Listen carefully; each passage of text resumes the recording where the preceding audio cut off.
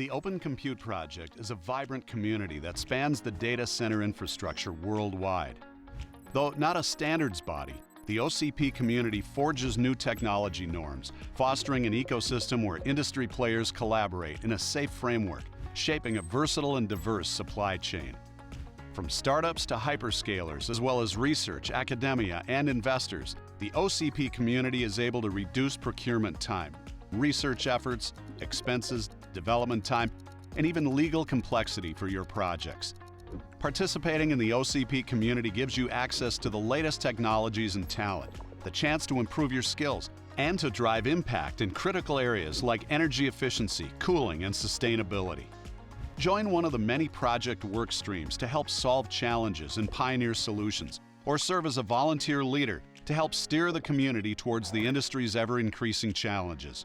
If you're seeking cutting-edge solutions, explore our marketplace or the library of specifications and other contributions, and embrace OCP solutions in your next endeavor, or make OCP specifications part of your next RFP. Check out the latest solutions at an OCP Experience Center, or partner with any of our OCP-recognized facilities or OCP solution providers. Contribute specifications, design files, reference architectures, or software to help solve the industry's greatest challenges, building trust in you and your brand. Connect at OCP events through attendance and sponsorship, and embrace OCP's inclusive, open spirit, because together, we're stronger, faster, and better. Please welcome Open Compute Project Director of Global Events, Kaylee Burdett.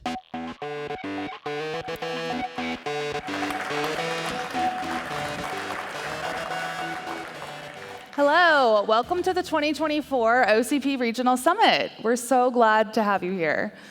I know that you all have day jobs and busy schedules and families, so we really appreciate you taking the time to spend it with us here this week in beautiful Portugal. This is our 5th regional summit, and I'm pleased to announce that with over 700 attendees, it is officially our largest OCP regional summit in Europe.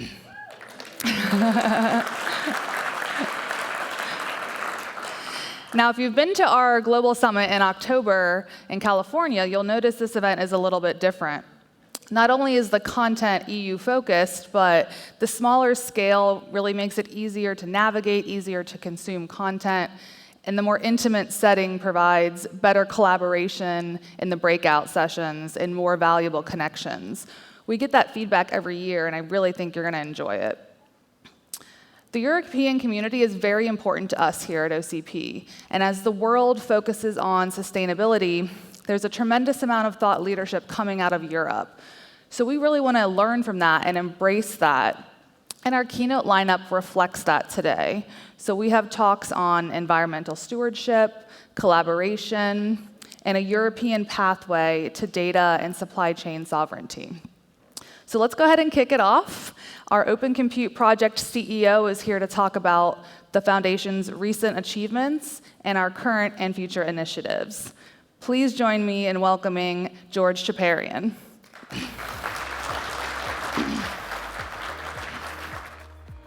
Thank you, Kaylee.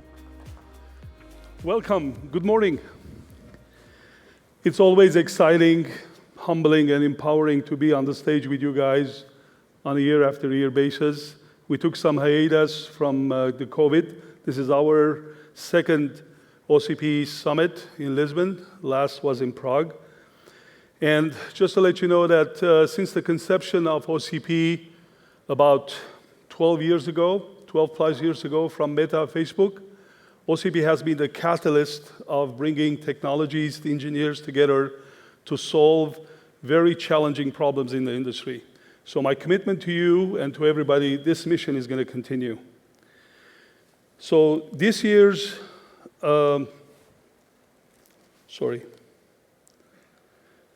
This year's theme about our summit here in the regional, we call it regional, it's about collaboration to scale innovation. And collaboration has been the cornerstone of our success and what OCP is all about. Without collaboration, especially nowadays, it's becoming even more imperative in the evolution or revolution of AI and high-speed computing. So with that in mind, we are really pushing the envelope in terms of, my apologies again. Okay. We're pushing the envelope again, how to really make sure that worldwide, including in Europe, we collaborate. I'm very happy to report to you that this time, our expectation in terms of the growth of asking for collaboration, in terms of bringing presentations, the call for action, call for presentation exceeded 30% from last regional summit. This speaks volume to the value that OCP presents, and I can humbly say that. It is really imperative to see how the industry is coming together, and even in Europe. I'll explain that later. And most importantly, also to realize that how OCP is trying to add value. And Europe is very important, as Kaylee said, and I'll explain later how we are really evolving and really grow Europe. So let's also talk about what we have done. In terms of, as Kaylee said, we have assembled about 700 more of you attending. We really appreciate that. That also speaks volume in terms of the growth from last year. We never anticipated we're going to have 700 attendees. Thank you. With that in mind, also, I would like to thank our sponsors, our advocates in Europe and worldwide, our members, our volunteer leaders, our project leaders, and also you, all the attendees. Without you, without the community, OCP doesn't really, scale or improve or grow. We're about only 15 of us, including myself and our board, 5 members, we're 20 of us doing this. So we really appreciate your support. Thank you very much. Round of applause to all of you.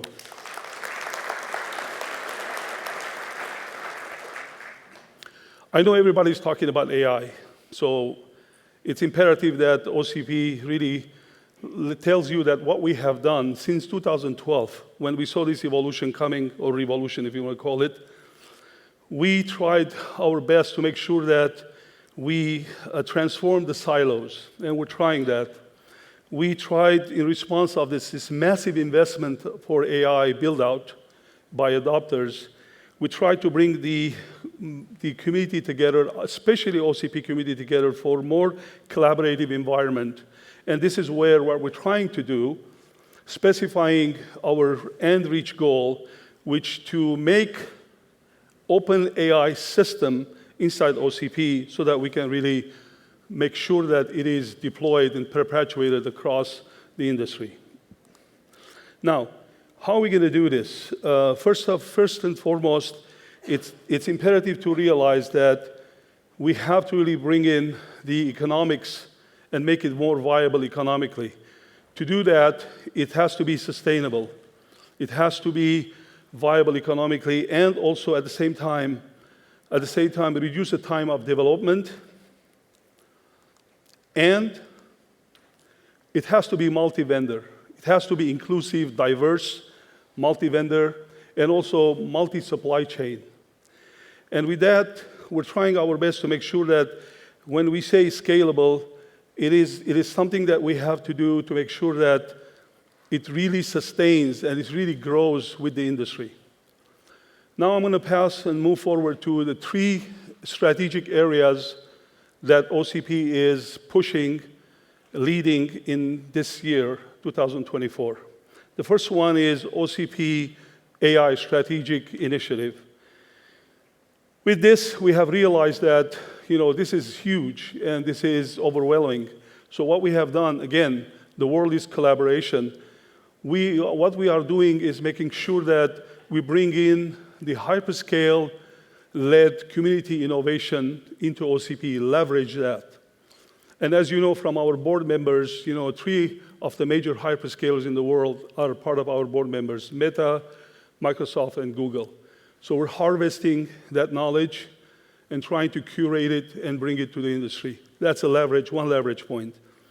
The other leverage point, I'm ahead of myself. Sorry. The clicks are faster. The other leverage point, is about trying to bring in the right alliances in the industry. And we're trying to make sure that there are credible alliances in the industry, that we don't duplicate the efforts. We bring in togetherness for the sake of the industry to propel, to grow. And third is our trusted OCP IP model, which is trusted and it is secure but open to all in terms of bringing all these leverage points. The three leverage points, again, I repeat, the hyperscale-led innovation of the community, the expected and expanding our alliances worldwide, and plus using our trusted IP system, IP management system, to make sure that we have the end goal. Our end goal inside OCP with this strategic way of pushing AI, we call it open AI system. We want to go and make sure that we have a rack, completely a rack specification, and also it's more collaborative, and it is also standardized as much as possible so that the industry can use. This is exactly what we have done years ago with if you recall, with our 19-inch rack. But we're going to do it in the major scale, which includes the rack, all the components of the rack, and on top of it, the software needed. So my team is going to hate me when I say this, but we're going to strive, do our best to make sure that when we go to the global summit in October of this year, hopefully we'll have the first pass of that complete rack specification for the industry to consume, or at least the industry to give us feedback. So with that in mind, the call of action is please come in, join us, and let's the community evolve with this and make sure that all the promise of AI and high-speed computing, high-performance computing is perpetuated. It's also enhanced and delivered in the marketplace. This is all about trying to make sure that it is scalable, it is sustainable, it is digital infrastructure for AI and high-speed computing for the industry to leverage from OCP. Now, our second initiative is about alliances, as I called.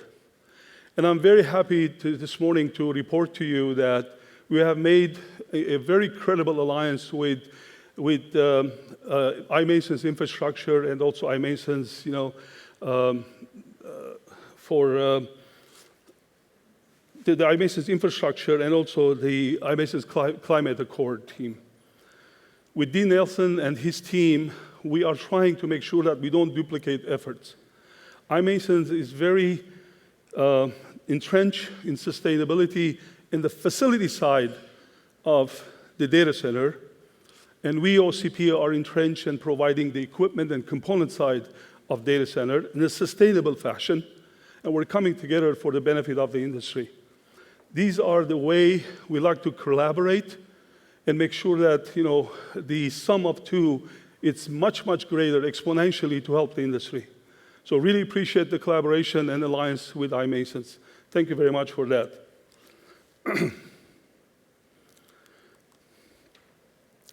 The third initiative of what we have done, our board, my foundation team, and I realized that it is a huge undertaking, this revolution of where we're going in the industry in terms of the foundation of AI. So it was imperative for us to look at areas of how we're going to bring in some trusted advisor, and we developed an OCP advisory board. And you can see these are the first wave of companies and their esteemed representatives being on our board of advisors. These people come in with a lot of experience from their companies, from what they are providing as far as components of the infrastructure, and then they are there for us to make sure that they give us critical and more supportive aspects of what we are doing is the right way, or how we can augment or change to make sure that the whole industry comes together. So I'm going to repeat something that's very important. what we have done, this is very inclusive, transparent. We send out a request to all our 350 plus members and said, we're developing this advisory board, come join us. Who is really going to be interested to join us? And we got a lot of requests.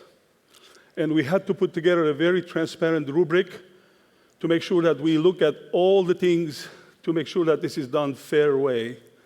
And if you or your company was not selected this time, don't be despair. You know, this is a rotational advisory board, and we'll bring you next time. One other imperative and objective of this advisory board is this is going to be a passage gradually to also have these members or their companies become part of our board of directors. We like to expand the board of directors and bring in more talent from other companies to make sure that, you know, we're diverse, we're inclusive, and we're reaching out all the parts of industry, especially the ones that are really bringing all these components together. Like I said, leveraging and creating open systems for the industry to leverage and take advantage of. Now, a little bit about, not boasting, but a little bit about, you know, the state of OCP. I'm very happy to report to you this morning that we are growing.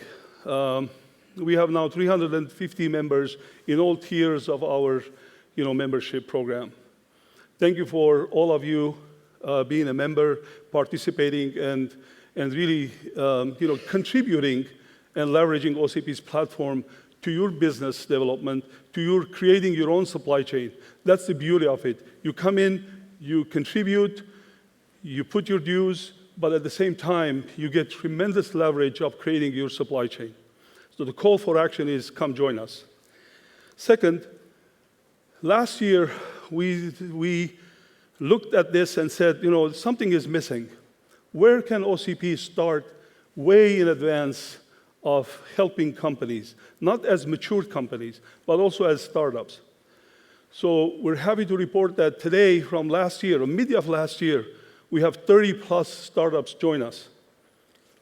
And the beauty of it is that within the very protected IP environment of OCP, very collaborative environment, we are helping the startups realize their potential in terms of awareness in the industry.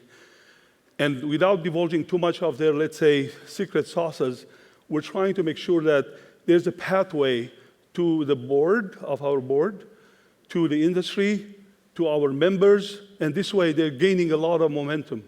Again, the call for action is for Europe, and I'm happy to say that there are some startups from Europe as well. Please join us and be part of this crusade. Again, very happy to report that with 15 people, and without you guys, we cannot do this, but with 15 people and all the volunteers and all the volunteer leaders and project leaders, we are now, if you take a snapshot at any time, we have 150 projects and work streams going back and forth in our, you know, domain of how we are really promoting contribution and collaboration around the industry. And finally, we commissioned IDC to do a very, let's say, objective assessment of how are we doing.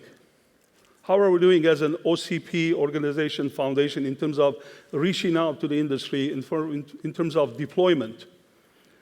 These are the numbers from IDC, fresh, telling us that our products, our solutions, our, you know, OCP viable products or recognized products have been contributing to the industry from a revenue point of view about $34 billion.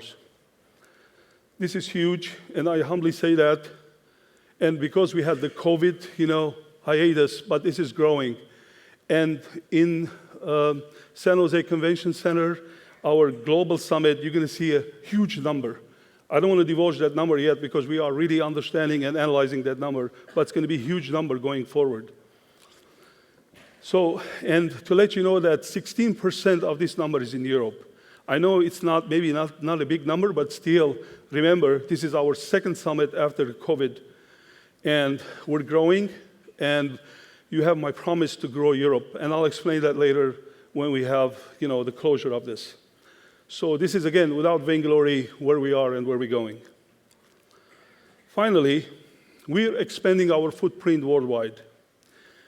This is very imperative to understand, and this is a call for action for you as well. We have our emerging market, program. We have our marketplace. Our marketplace is, in our website, it's free for you to use. Our marketplace is where you can come in, unbiased way, objectively showcase your solution. When you showcase your solution to the world, of course, you're going to divulge your specification, which is why it's open. But trust me, you can create your supply chain even further. You can enhance your supply chain. And you can enhance your business development.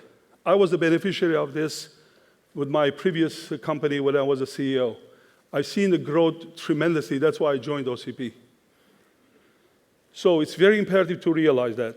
The second is, with our effort, with your effort, we have now 60 solution providers around the world participating. Third is our experience centers. It is imperative to understand these experience centers are footprints given by data centers across the world, and it's labeled that OCP, area. When you come in and you see the OCP in action, you see all our racks and servers, all OCP certified, all OCP expanded products there. These organizations are, I'm very grateful of them opening up their data centers for others to see, because there's a lot of value in there in terms of stability, in terms of sustainability, in terms of making sure that it comes together as collaboratively, and also with all the standards. And finally, we have also another program called OCP Data Center Ready Program. This is initiated by Google, which we really appreciate. This is basically trying to make sure that your data center is ready for the hyperscalers, for overflow, if they need to come to you to use your data centers. So this is also a major one. The experience centers in our world reach is about 20 worldwide, and 10 of them are in Europe. This is also tremendous about how Europe is coming together. The OCP Ready program, the facilities in the world are 12, and 8 of them are in Europe. So the call for action is join us. You can see the benefit. I humbly say that this is tremendous. I appreciate you all being here. Thank you again. I'll come back again, but now I'm going to give the mic to our Chief Innovation Officer, Cliff Grossner, to make sure that he explains to you all the innovative work we're doing inside OCP.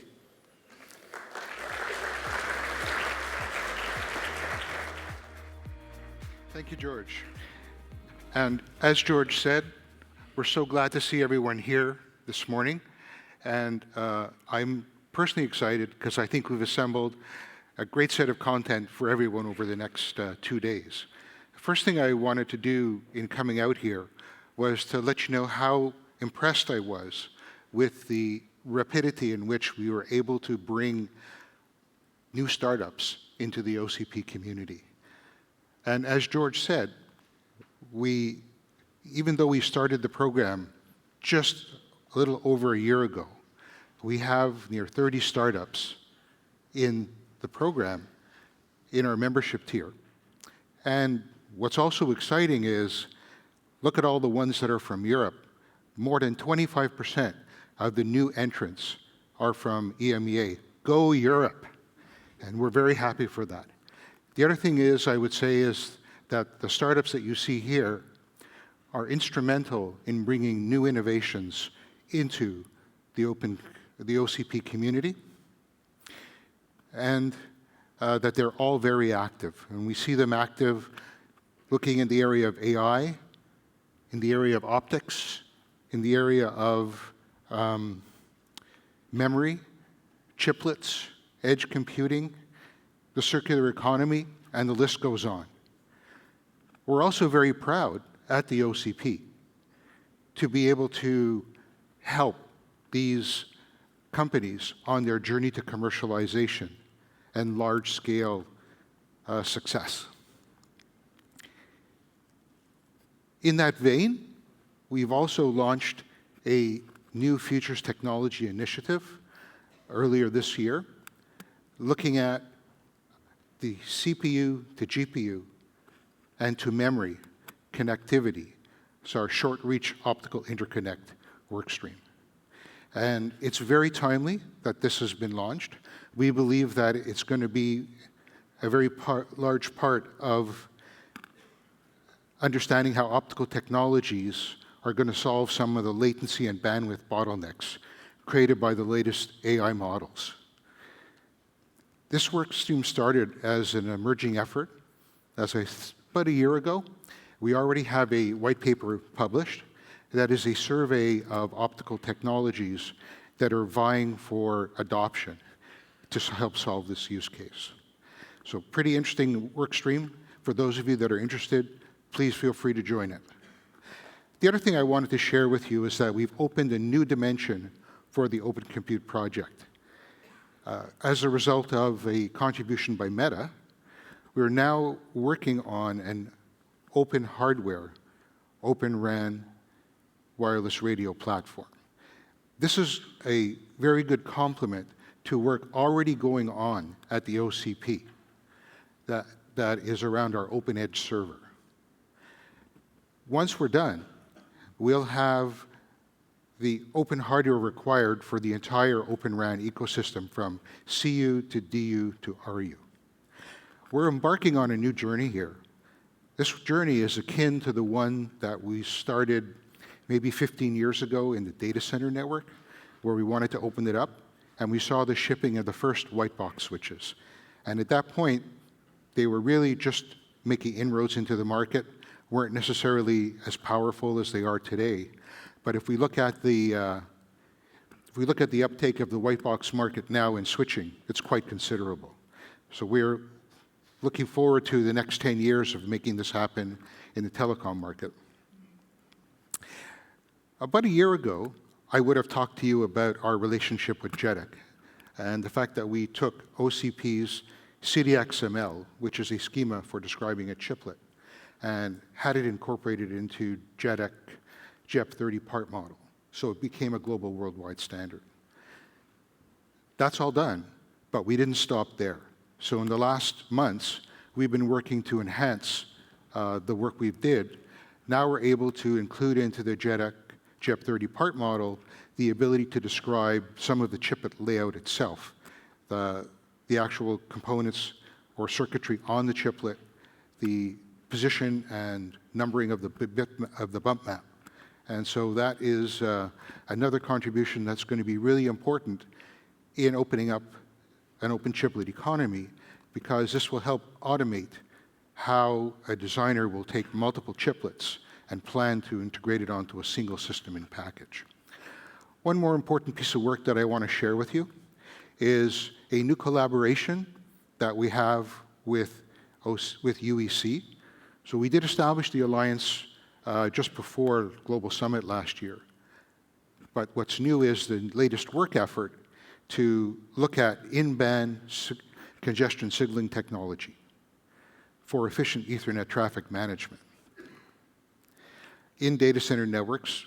And what's important is it's going to allow us to detect congestion in the particular paths in the particular paths that are being used in the network in real time, which means adjustments could be made to the efficiency, which can significantly improve the training time required by reducing it for the Ethernet network and for AI in general.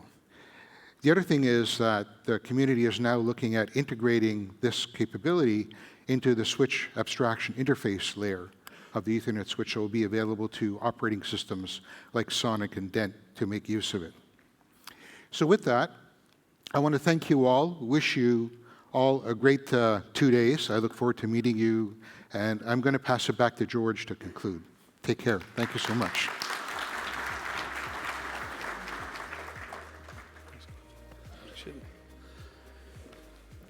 All right. So I want to make sure also emphasize that today my team has put together for 2 days very packed but very informative plan and schedule for the summit. Please attend, learn, collaborate, come join us. These are these team companies and colleagues that they are going to have keynotes speak after me, and make sure that you take the advantage of understanding where they're going. You can hear a lot of their abilities to really come together and push collaborative efforts, and AI, of course, and other means. One thing I also want to mention that we have a panel with iMasons that I want to emphasize that today at 10 o'clock we're releasing a news release that what we're doing with iMasons as our first, let's say, deliverables is the taxonomy of utilizing carbon and how the carbon is measured. And it's a label that's going to go into the data centers to show how it is really going to influence our push and also making sure that everything is measured in carbon reduction. The second wave of our deliverables in that collaborative effort with iMasons is going to be also measuring the power consumption, energy consumption, water usage, and eventually heat dissipation and also heat reuse. So I'm going to make sure that I emphasize that as well.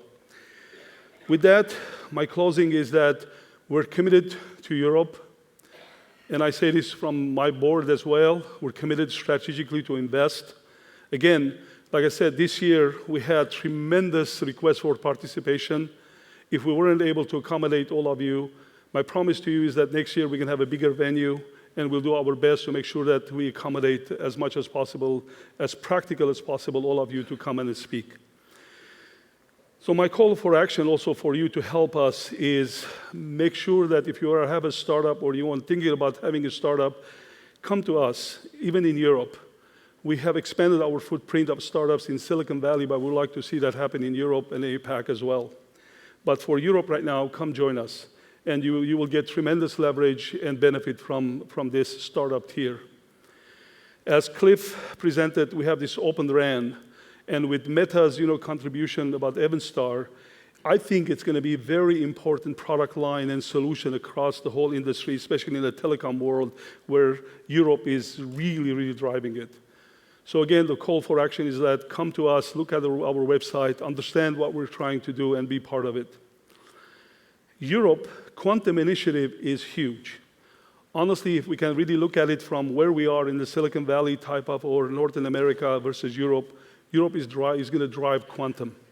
So this is also something we're committing to do and to help you guys accordingly. Again, but you have to contribute, you have to come, and that's what call for action is. Same way, collaboration events. Because of COVID, we had some hiatus, I said. Last year is our first one in Prague, today in Lisbon. But we are going to grow. We are going to find better venues, better places to go. And we rotate across Europe, of course, to make sure that we accommodate everybody. And we're thinking about having another event or smaller event, not wait for another year if we can. So that's our intention, and see if we can make it happen. And again, my commitment to you is that we're going to grow Europe. We are going to hire especially business development type people in Europe to perpetuate and help us gather all of you and have a resident focal person to go to. So if you're interested, come talk to us and see how we can make it happen. With that in mind, I will thank you again for everybody here, especially our sponsors, our members, our volunteers, our advocates. Really appreciate it, and we want you to have a great summit. Take advantage of it, and thank you very, very much. We'll see you. Thank you. Thank you, Cliff and George. As George and I mentioned, our content this week is European focused, so we would be remiss not to have OVH on the stage. As the largest data center operator headquartered in Europe, they have a fantastic perspective to share with us. So please join me in welcoming OVH Global Environmental Director, Gregory Labor.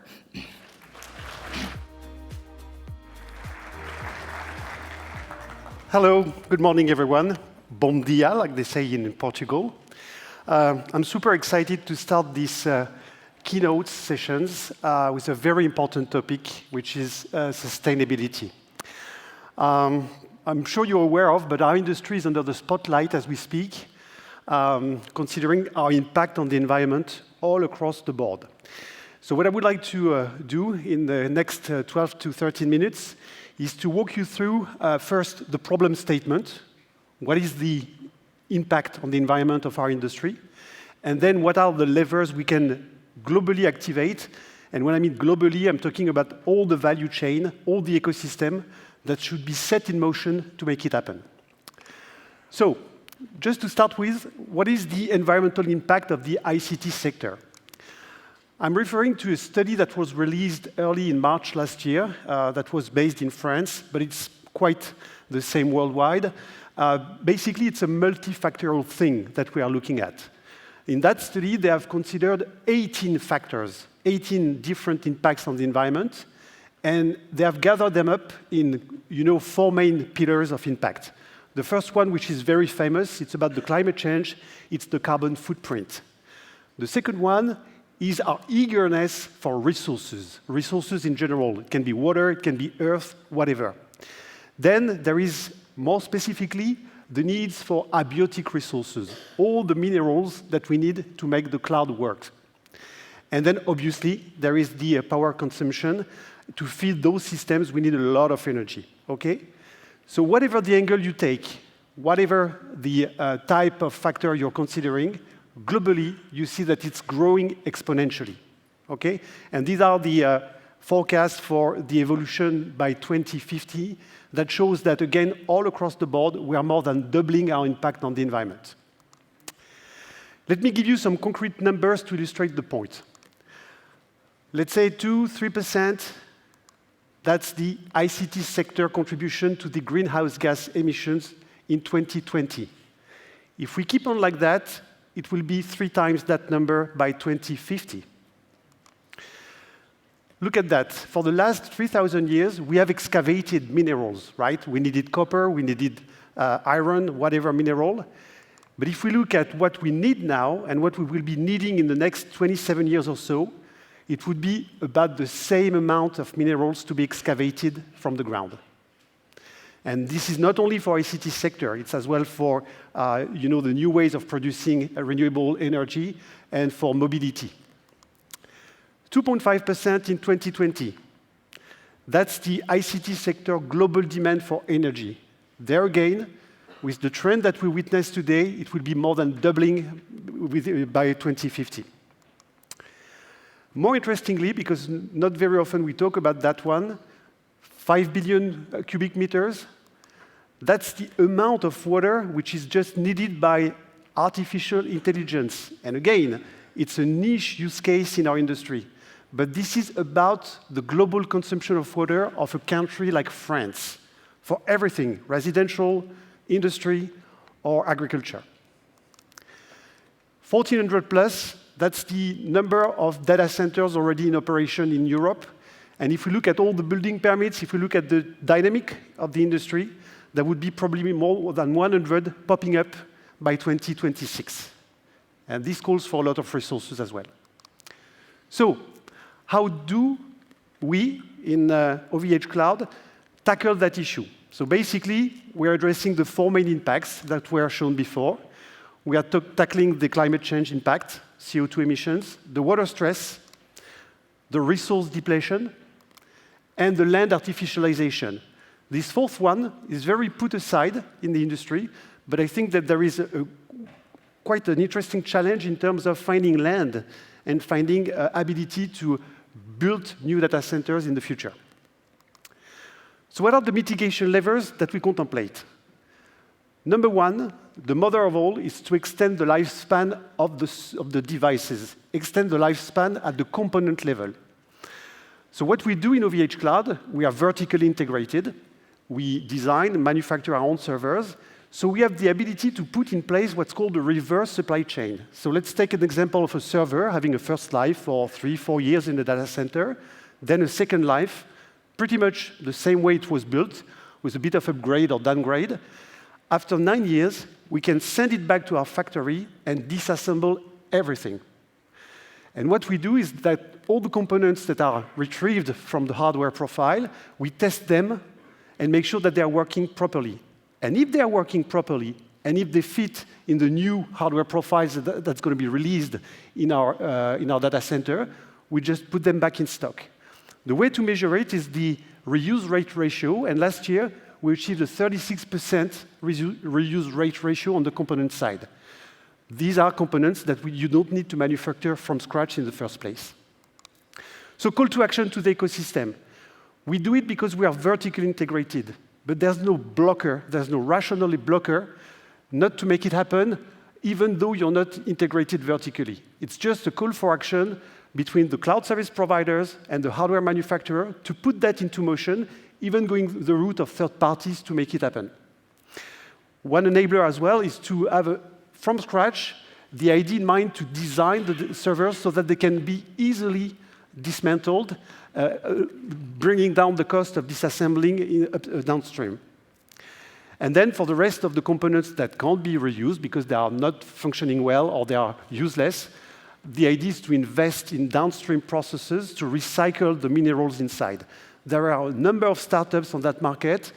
We do accompany them. It's very important that you have a look at the new pyrolysis and electrolysis processes, which are very, very efficient today to recover most of the material, even in tricky components like motherboards.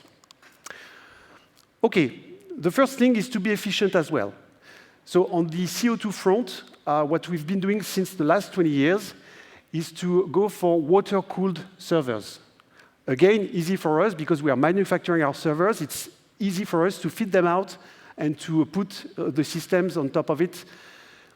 This is definitely the route the industry should be taking. Considering the boom of AI, considering the power at stake in the processors on the market, water cooling is highly efficient. Okay?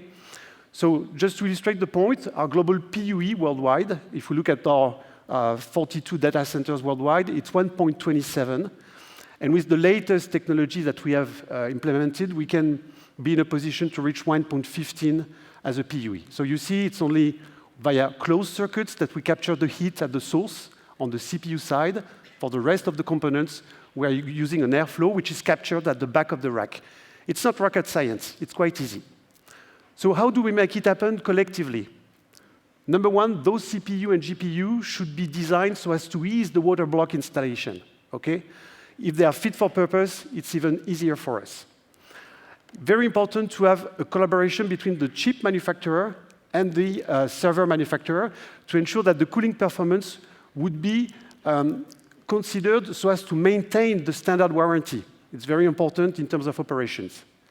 And more interestingly, we have to put together this value chain and create bonds between the stakeholders, from the chip design to the mass production, going through the CFT analysis, prototyping, proof of concept. We should work together in the ecosystem. Plus, it would be interesting to have a long-term visibility on roadmaps, to be always a step ahead and plan the water strategy, the water cooling strategy, before the chips are released on the market. Water frugality. We use water to cool down the systems at the end of the chain. Mostly, the industry is relying on cooling towers, and they are very thirsty. But there are alternative solutions, such as dry coolers, and these are the ones that we implement in our data center. What we do, though, is we have a water profile that allows us to only use adiabatic cooling when the outside temperature is above 25 degrees Celsius. Okay? Because our water is from 27 to 47 degrees Celsius outlet. By doing so, we have a WE of 0.3 liters per kilowatt hour to be considered versus the worldwide average of the industry, which is 1.8 liters per kilowatt hour. And if, again, we look at the latest solutions, we are as low as 1.1 liters per kilowatt hour. It's a very simple technology. It should be very interesting to deploy that at scale. Ecosystem call to action on this one. Today, the dry coolers are very expensive, number one. Two, the dry coolers, they're working with a delta temperature which is very low, very often 5 Kelvin or 10 Kelvin. The higher the delta temperature, the lower the power you need on the fans, the better you're off with the energy efficiency. So they should work on this one at the design stage. And then they should generalize as well the cooling pads so that when we evaporate water, we do so through humid media instead of evaporating on the dry cooler itself to recycle the water which is not evaporated. That's very important. Number 4, immersive cooling. I'm sure you'll hear about immersive cooling in the day. That's very interesting because the technology I was presenting can cope with racks up to 50 kilowatt. With that technology, we can go up to 100 kilowatt, which is a perfect fit for artificial intelligence, for example. With this solution, where you immerse the server in a dielectric fluid, oil, you have the ability to reach very interesting partial PUE. Almost no energy needed to circulate the thermal convection. And the beauty of this system is that you can work at higher water profiles, meaning that if you can have an inlet temperature of 45 degrees and an outlet at 65, you don't need evaporative cooling anymore. So ecosystem, a lot of things to be done on that field. Number 1, decrease the cost of dielectric fluid. It's still too expensive. It should be compatible with all the IT equipment emerged. It's not the case today. It should be biosourced as well. We have to consider that from scratch. We have to work on the flashpoint for security reasons while maintaining a proper viscosity. We need to make sure that the lifespan would be extended. We need to make sure that it should be recycled properly, and so on and so forth. So a lot of things to do on the R&D side on this new technology. Last but not least, land use. You know, data centers they are factories. They take space. We see too many greenfield approach today in the design. We should favor brownfield approach, okay? If you look at the example of OVH Cloud, out of the 30 data centers that we have built ourselves, only 26 are brownfield, meaning that only 4 of them were greenfield, where we started from a virgin piece of land. This is feasible, okay? And you've got an example on the screen for a Rio Tinto factory that was in Beauharnois in Quebec. So call to action is very simple. Guys, whenever you plan a data center, work with your engineering and consulting firms, make sure that they have some revamping approaches in mind. And it's very interesting in terms of go-to-market, because the building, the land is there. So basically, by the time you acquire the space, it takes only 6 to 8 months to make it happen and sell the first services. Thanks for listening. Have a good day.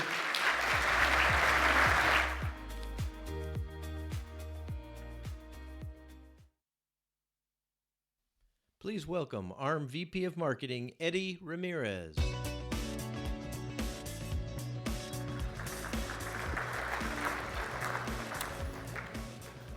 Good morning. It's great to be back in the beautiful city of Lisbon, and great to see so much support from the European community for OCP. I'm here to talk about an important topic, which is how we scale infrastructure for the age of AI, and how do we do that in a sustainable manner. At ARM, we have a shared mission with the OCP community and with OVH, to be able to deliver innovations that will help transform infrastructure for the age of AI and make it so that we do not minimize the impact on the planet. I'd like to start with what's now seeming to be almost obvious. AI seems to be everywhere. For many of us, our first experience with AI came with ChatGPT. And it's no surprise, almost 200 million people have downloaded that application. It's become the fastest growing app in history. If you're a software developer, you're probably also using AI. 30% of software generated today is being generated on AI-assisted tools like Copilot. So the productivity gains for AI and the potential for that to improve efficiency and innovation is great. But at the same time, we have to think that AI is not just for tech companies anymore. 50% of all large companies are actually kicking off AI projects. And it's pertinent in fields like healthcare, retail, professional services, and manufacturing. These are the industries that are quickly adopting AI. VCs are also very excited about AI. Last year alone, $50 billion were put into startups for AI. It's an incredible number. And it's showing the confidence that VCs have that AI can be a future growth driver. And so all this excitement of AI is going to require new hardware, new ways of powering compute. AI accelerated servers are actually the fastest growing segment in the market today, growing from 30 billion last year to 150 billion by 2027. It's a tremendous opportunity for many of us in the audience who are servicing this space. But we also have to recognize that today, AI is expensive. The hardware comes at a premium, and the power consumption that's being generated from AI workloads is immense. There is a better way to look at deploying AI. And what we have to recognize with AI is that this exponential gain in compute resources that it is consuming today. I used some data from Hugging Face and CMU to demonstrate an example of how to calculate the potential carbon footprint generated by AI workloads. They took several different AI-assisted tasks and analyzed those down to the particular amount of energy and carbon that they generate. Tasks like image classification, text generation, and image generation, all things that I'm sure many of us have done with ChatGPT. And what they've found is that as new capabilities come to market through large language models and generative AI, the compute resources that are used by those tasks is growing exponentially. And it's not just in the training of the models. It's actually in the inference workloads. Inference will become 80% or more of the compute resources attributed to AI. And so now, if we take text generation, for example, which is at the heart of chatbots, and we assume that that's going to end up in so many products, in so many services going forward, we can actually calculate the impact that that could have. And it's quite astonishing. The total energy just for chatbot-like services alone could use the entire power grid capabilities of Portugal. And if we think about more advanced capabilities, like image generation through multimodal models, it is only going to get worse. There's just not enough electricity on the planet to be able to drive broad use of these services with the current infrastructure in place. And so there is a better way. ARM is working together with other partners to deliver silicon innovations that can help improve the performance and the power efficiency of AI compute hardware. We're seeing today a proliferation of custom silicon. Large hyperscalers and technology companies are helping to design workload-optimized silicon to deliver more advanced benefits when it comes to power efficiency. NVIDIA, AWS, Microsoft, and more recently Google have all announced ARM-based server products that they are releasing into the market that they have co-designed to be able to effectively increase performance of key AI workloads. They're pairing these server CPUs with accelerators as well as networking processors to reimagine and reinvent the data center infrastructure to meet this upcoming demand. And when I think about AI accelerated servers, there is no one-size solution. AI data centers will require both CPUs and GPUs to effectively scale AI compute performance. I think about these as sort of the cars and trucks on the highway analogy. They're both useful. GPUs require a certain amount of threshold of compute, a lot of AI inferencing jobs batched together to be able to fully utilize the hardware. GPUs are also hard to come by and can be quite power hungry. And so there is an opportunity for CPUs to play a big role in AI inferencing. And at ARM, we're doing our best possible to make generative AI as performant as possible with every generation of ARM Neoverse CPUs. We are now showing, for example, the Llama 2 7 billion parameter model running on our most recent Neoverse V2 processors with over 20% performance improvement from the prior generation. So we're effectively almost up to 300 tokens per second in performance for chatbot-like features. CPUs are like the Swiss Army knife in the data center. They're highly available, flexible to use, can run a variety of workloads, and now they're becoming more cost-effective and energy efficient. Another key innovation that's helping with the proliferation of AI computation is quantization. In essence, quantization is using less bits to represent the data, allowing AI compute to be able to run with less resources and a smaller memory footprint. That is important because that will enable AI to run on edge devices, endpoints, mobile phones, even appliances.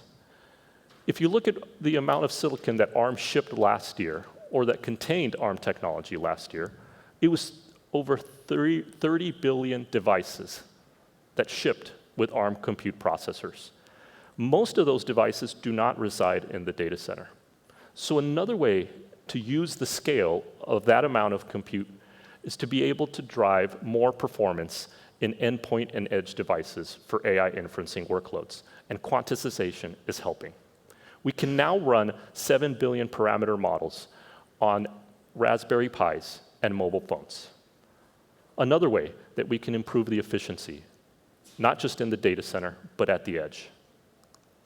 And so ARM is working within the OCP community to drive new microscaling data formats so that we can have AI inferencing workloads run from the cloud to the edge and make it easy for developers to be able to access and utilize their code base on a variety of hardware. Another area for innovation can come down to the way that data centers are designed today. And there are several projects in OCP that are focused in different parts of the ecosystem, from modular server design to composable memory to even cooling environments. There are important efforts in OCP that you should learn more about. Take advantage of the 2 days we have here in Lisbon to learn as much as possible, contribute, and see how you can benefit from these activities. Because it's going to take both a hardware and software co-design model to give true innovation for the next generation of AI data centers. And I'd be remiss, being here in Europe, to not talk about the European ecosystem. There are several initiatives that took place over the last couple of years that are all focused on growing the strength of the European ecosystem and the semiconductor ecosystem. From the European Chips Act, which is aimed at delivering twice the share of European semiconductor shipments, to the European Processor Initiative, which has 30 companies and research institutes working together to redefine HPC and AI hardware, and even the EU Artificial Intelligence Act, which is working to bring trustworthy AI to Europe. Many industries will want to be able to trust AI before they deploy it broadly. And all three initiatives are going to have an impact in strengthening the European technology ecosystem. We think a key technology that will also help when it comes to sovereignty of supply chains is actually chiplets. And ARM is doing as much as possible to advance key chiplet technology. Chiplets have a tremendous benefit. They can lead to higher yields, reduced NRE. They're also going to lead to reusability. It's going to be able to bring a lot of partners together to be able to compose complex silicon for infrastructure and be able to give startups and companies new opportunities to be part of that. Yes, there are challenges to chiplets, but we can work in a collaborative fashion to resolve some of those. ARM is committed to enabling a diverse chiplet ecosystem. We have contributed chiplet system architecture standards, which we're working with the industry and collaborating around. We've also taken the very popular ARM Ambichai protocol and enhanced it to be able to work over chiplets. And we contribute to OCP initiatives as well as UCIe initiatives to advance key chiplet technologies. But that's not enough. And so at last year's OCP Summit in California, we announced a new program called ARM Total Design. We're bringing together industry leaders throughout the semiconductor supply chain to better enable and lower the cost of custom silicon, so that custom silicon does not need to be only for the biggest cloud providers. And I'm excited that at this summit, we're announcing 3 new members into ARM Total Design. Nokia, a leading 5G infrastructure provider. Cyprel, who's delivering advanced HPC and AI silicon. And Calray, who is developing complementary AI accelerator chiplets for the networking environment. All 3 companies have a shared vision to be able to advance the chiplet ecosystem here in EMEA, and by doing so, develop a sustainable and sovereign supply chain. So now ARM Total Design, in just 6 months, has increased to 24 partners, and many of those partners have big footprints here in EMEA. We're developing centers of expertise. We're working across all 3 foundries to prove out new technologies. Effectively, we're going to be able to de-risk many of the designs today, and we're working with companies on chiplet interop activities.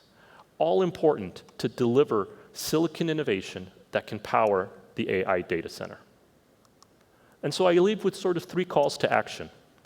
One is encourage everyone to work together to deliver meaningful AI compute efficiency.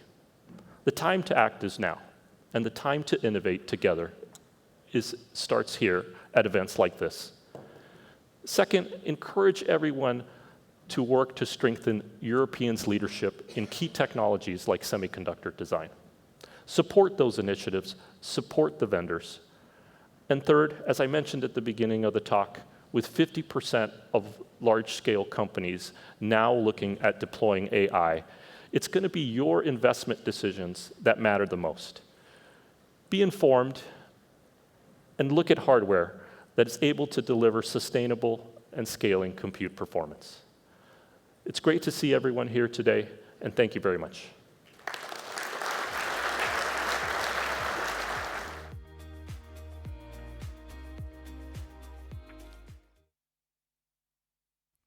Please welcome Intel Vice President, Data Center and AI Business Unit, Anurag Handa.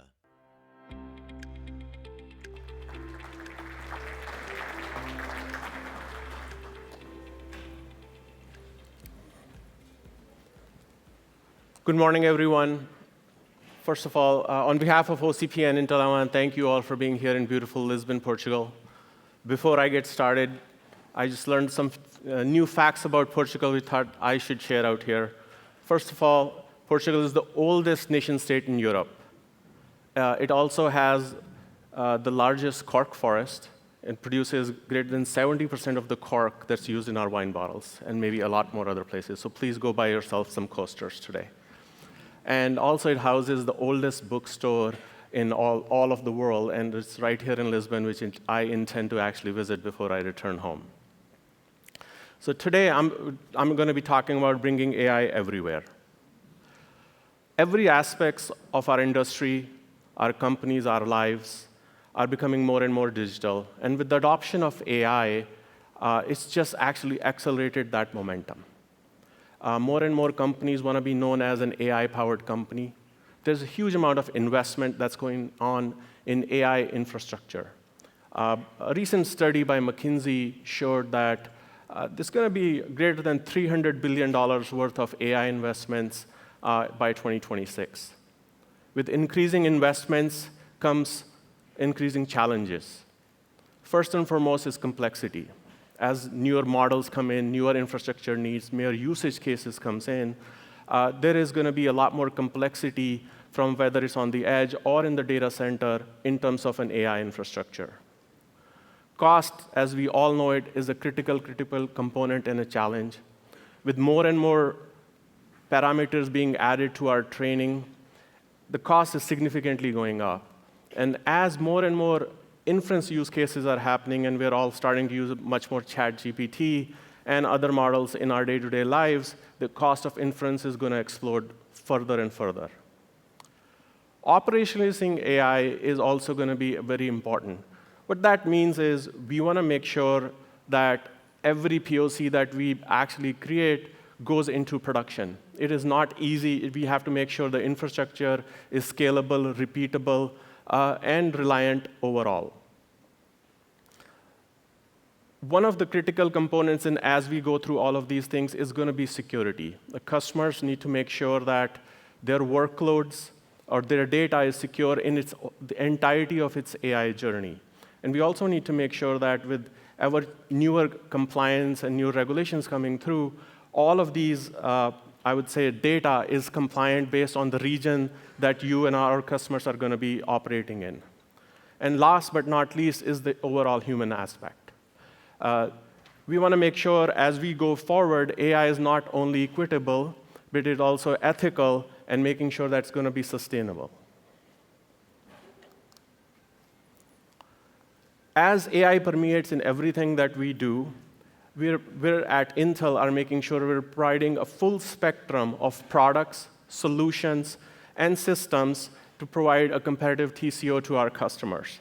We are ensuring that we're infusing AI in every technology and helping drive innovations in a very standard and open fashion. We are truly focused on unlocking the AI continuum in making sure we are supporting the large models as well as the emerging smaller models.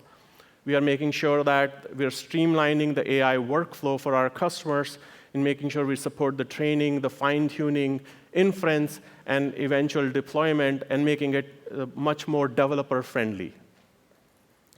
We're focused on simplifying the AI infrastructure, whether it's on the client or on the edge or back to the data center, so that a workflow or a workload can seamlessly move across, and the customers are able to move those things across seamlessly. And then we are also focused on making sure we're accelerating and optimizing your key workloads, whether they have to be general purpose workloads or AI-specific workloads. At Intel, we believe the AI development process is a process of continuum.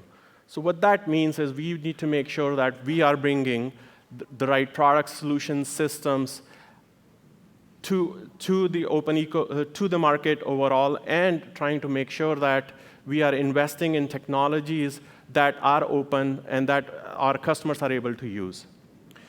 Intel is the only company that is investing in such technologies with such a broad reach throughout, from the edge to the cloud to the data center, and making sure that we are doing it in a very open approach. We have built our products, our heterogeneous CPU, GPU products, that are supporting the edge, the cloud, and the data center, and making sure that our libraries are compliant, as well as supporting the latest and greatest frameworks and models as we go forward, built under the umbrella of our one API stack. At the foundation of everything is trust. Our customers can trust Intel's products as they develop, whether it's on the edge or on the client or in the data center, using our confidential compute technologies, and they can trust that their data is going to be safe. Let me dig a little deeper into our accelerator portfolio, given the AI and the accelerator is a big theme as we go forward. Intel's bringing competitive AI products, high-performance AI products at competitive TCOs to the market. We are a viable alternate choice, as well as that supports the wide variety from a model perspective and software support, and making sure that our customers are able to actually have time-to-market deployment, as well as supporting all the right ecosystems with the leading TCO solutions. Our first-generation Gaudi platform is already available with our partners, as well as available on AWS Cloud. Our Gaudi 2 platform is in production, available on Intel Developer Cloud, as well as through our lead partners. Earlier this month, we launched our Gaudi 3 product line, which builds on an existing performant Gaudi 2 product line, and it is shipping to our lead customers and our partners, and will be generally available in Q3. And in future, we are going to be creating, by taking the combination of our Gaudi IP along with our GPU IP, our next generation Falcon Shore product line, which is going to be available in 2025. Let me share a little bit more about our Gaudi 3 product line. We are really excited about Gaudi 3. It builds on the Gaudi 3 momentum that we already have, but it adds 4x the AI compute, 2x the networking bandwidth, 1.5 times the memory bandwidth, and it supports industry standard ubiquitous Ethernet, as well as all the frameworks and the software that is required for the developers. Digging a little further onto Gaudi, the image on the left shows 2 dies co-packaged with our 8 HBM memories. This combination of co-packaging, putting all of these together, brings compute, memory, and networking all together, and this is what leads to a higher performant product line with very competitive TCOs. From an architecture perspective, it has heterogeneous architecture in which we have our tensor processing units for our non-linear mathematical operations, along with the matrix engines, which are used for matrix applications. And it has large HBM2 memory of 128 gigabyte, which is very well suited for this ever-growing large language models. The integrated Ethernet is very critical in terms of for our customers to use in a very simple fashion from any size of a cluster that they want to create. As I mentioned, Gaudi 3 is already shipping, and I just want to talk a little bit more about how some of our customers are using our Gaudi product lines to build the clusters for entirety of their applications, what they want to build. On the left out here shows a single node cluster which has 8 Gaudi platforms. Given it uses the standard Ethernet protocol, it's very simple for our customers to create smaller nodes as well as scale up to any number of large numbers of clusters overall, just because it is using a standard Ethernet protocol. One thing that I do want to say is many of our current set of customers are building clusters greater than thousands of nodes currently, and they're starting to expand further and further as we have more and more momentum being built in. One additional thing is with integrated Ethernet cards, the power is further optimized at a system level, and which is very critical given energy and power is becoming more of a delimiter, as we've seen in terms of availability of power.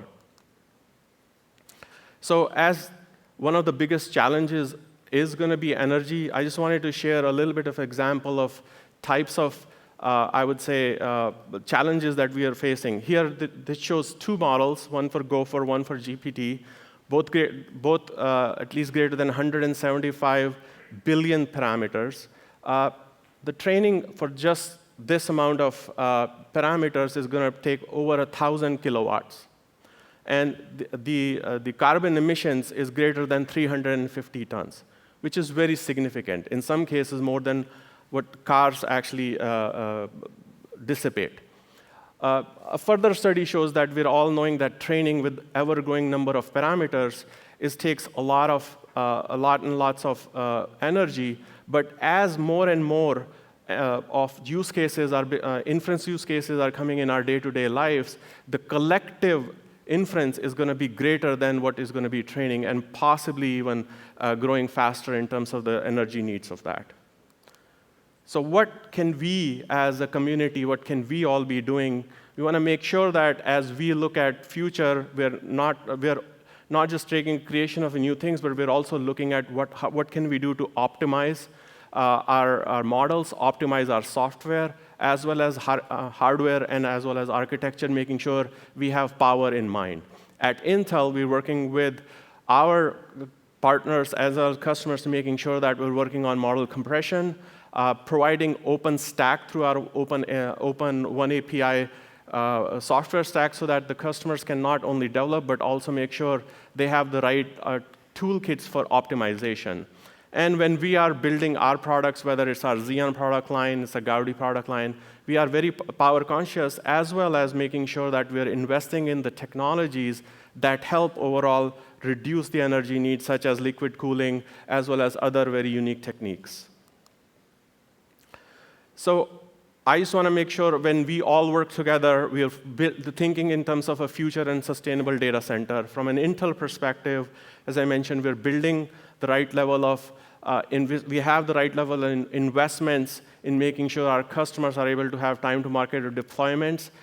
They have an open software story, as well as able to take their workloads seamlessly across different architectures, and making sure that they have the right performance as well as a right sustainable, building a sustainable data center.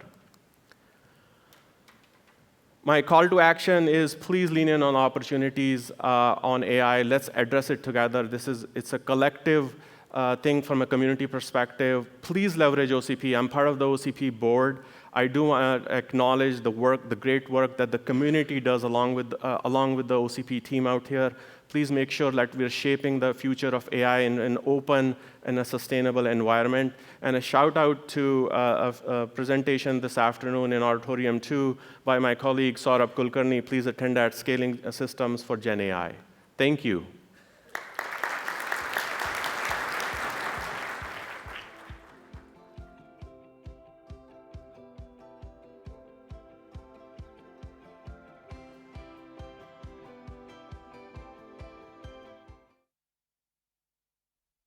Please welcome Open Compute Project Future Technology Symposium Chair, Lesia Demid.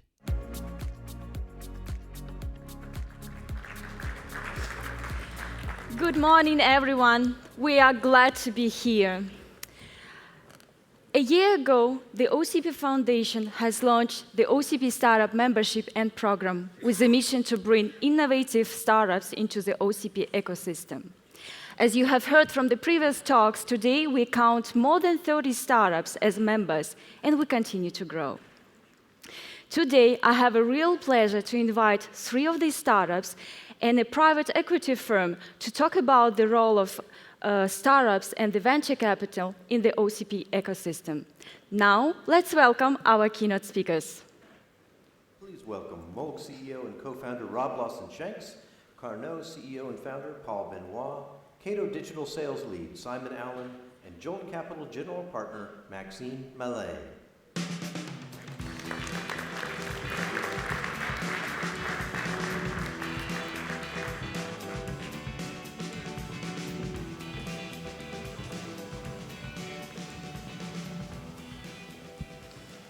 Thank you, and welcome to our panel. We have heard that startups in the EMEA region have particular challenges when it comes to the deployment and scale of their business models and startups. So Maxime, Jolt Capital is a growth equity firm focusing on deep tech startups. What are some of the key challenges for the tech startups in Europe, and how OCP community can help solve them? Thank you, Ligia, and great to be here.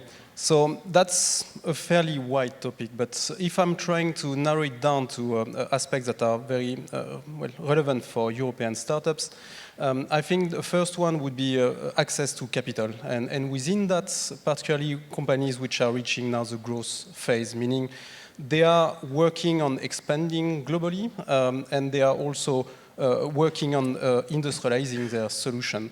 And that's what we've been focusing on at Jolt Capital since the creation of our fund in 2011. In very short, we back European technology companies which are generating 10 to 50 million of revenue already, with tickets which range from 10 to 50 million as well.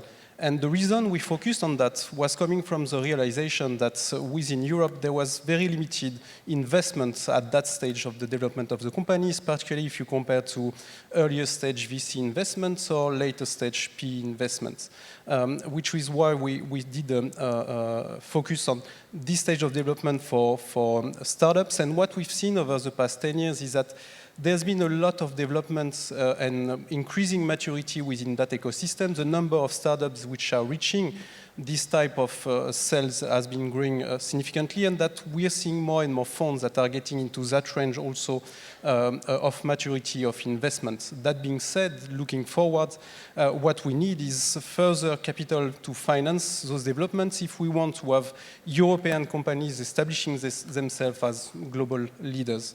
The second aspect of a challenge that I would like to mention is, well, access to the ecosystem, meaning for companies to be able to connect, discuss, and work with the suppliers, partners, and customers within a given field. And that's where I think OCP is particularly relevant. It helps startups getting access to opinion leaders, to key players within the data center segments, but also to be involved with the development of the technology, of the development of the standards, and looking into their developments internally. It's a great way for them to share their ideas, get quick feedbacks on how things are developing and whether their positioning is relevant, and to adjust their product development to the next stage of development for them. Thank you, Maxime. Now let's continue with another startup, Carnot. Paul, your startup works on a heat reuse. How did Carnot grow from a small French startup, now having a high visibility on the global basis? And what was the impact of the open community on your journey? Okay, so Carnot is a French company with one purpose, is to value data center waste heat from the beginning. Why we do that and why we decided to do that is because we really think that it is probably the best way to sustain the exponential needs for IT infrastructure in the next decade. There are many options, but leveraging the energy twice is maybe the most efficient way to do in the short term. All our R&D is focused on the performance of waste heat valuation. It means that our R&D is focused on how to retrieve the maximum of the energy consumed by the servers. Today, we are able to retrieve 95% of the energy consumed by the servers. You can come to see us at our booth. We show the machine. And most of all, we retrieve the heat at a high temperature, because the higest the temperature is, the best you can value it. Because if you have hot air at 30 degrees, it has no value. But if you have hot water at 60 degrees, it has a value. So that's very important. So all our R&D is focused on that. The R&D at Carnot is also focused on measuring the amount of energy consumed, the amount of water consumed, also the carbon footprint, and also the heat reuse, of course, because we are focused on that. So it's what you know about PUE, WE, ERE, all these measures that we are focused on. And so OCP was a really game changer at Carnot, because it's open, it gives us a lot of visibility. We can participate in work groups. So we really have a visibility on the form factor for the next decade. So it's really important when you work in hardware, and energy is about not only software but also hardware. It gives us a community, and also the community is very important, because we can discuss with experts that have different approach, but we have all the same concerns. So that's very important and interesting for us. And also today there is a big pressure from the governments and regulation. It starts at the European level. They start to impose some regulation.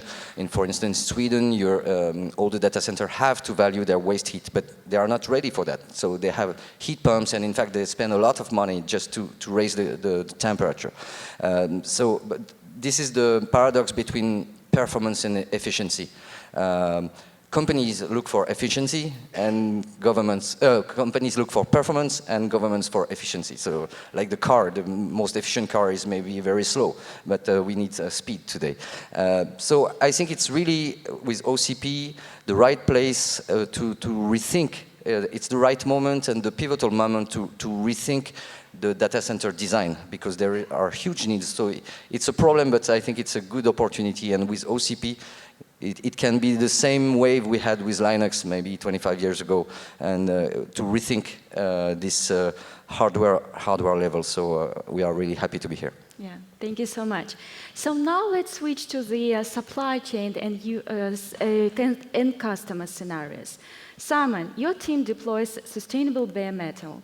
What is it exactly, and what specific market demands drove the development of your offering? Thank you, Leisure. There are two words I've heard a number of times today already. That's growing exponentially. Now that creates three challenges. The first challenge is, how do we satisfy the demand for these compute workloads? Secondly, where's the power going to come from? There's no power, certainly in the big traditional data center markets.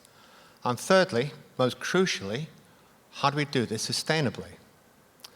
Now, on the hardware side, the typical lifespan of a server in a data center is between 3 and 5 years. That means that over 1 million servers are being retired every year, including OCP. Cato take these retired servers, we refurbish and refresh, and we offer them as bare metal. On the power side, all data centers are designed and built with a lot of spare capacity, power capacity, often up to 30%. And this power is just abandoned, it's wasted. It's available, but it's very, very rarely used. Cato have designed some software that can leverage this wasted capacity. So at a very high level, we're taking waste and we're converting it into supply. We're building the world's most sustainable bare metal cloud, and we're doing that by delivering low cost, low carbon, bare metal where it's needed. Our vision is to scale 1 million servers in 1,000 data centers in 100 locations. And being part of OCP has been so helpful. We've only been in the startup community for about 2 months now. And already we've had a real boost from working with partners who are helping us scale. Just on this panel today, we've got a few new potential partnerships which will help us scale even further. So it's great to be here, great to be part of the OCP community. And it's great to meet specialist finance guys like Max. Thank you, Simon. This is great and very ambitious goals. So in a similar fashion, Rob, I'm sure you have analyzed many models for your robot and automation to be used on a circular manufacturing. So what was unique about starting to use your robot on open source equipment? Yeah, thank you, Leisure. I've come to learn that it's a lot more interesting to see robots than just simply talk about it. So I think we have a video here that we can show one of our Moog microfactories processing the OCP Tiger pairs. So that will kind of play in the background. But as we look at the benefits of working with OCP, we kind of see two main points here.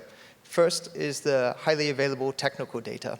Right, this shared understanding, this openness of being able to have 3D CAD models, have the specs. Our Moog microfactories and synthesis automation software performs exceptionally well when fed with this kind of data. So using that to create the depth and breadth of the processing of equipment that's being decommissioned today is hugely valuable. But beyond that, we can look down the line and be proactively training our robots and our microfactories to be ready to process the next generation of products and create those circular processes. Secondly, we see it's the partnerships, right? It's that shared understanding of the equipment, the components, the materials, and all being able to use the same vernacular. We find, for example, we're deploying our Moog microfactories into other OCP partners like Sims Lifecycle Services, where there's a tremendous amount of OCP hardware coming through, and we can work together to meet this scale and opportunity to create circular opportunities and redeploy this equipment as lower carbon compute through great companies like Cato and Cornut here sitting today.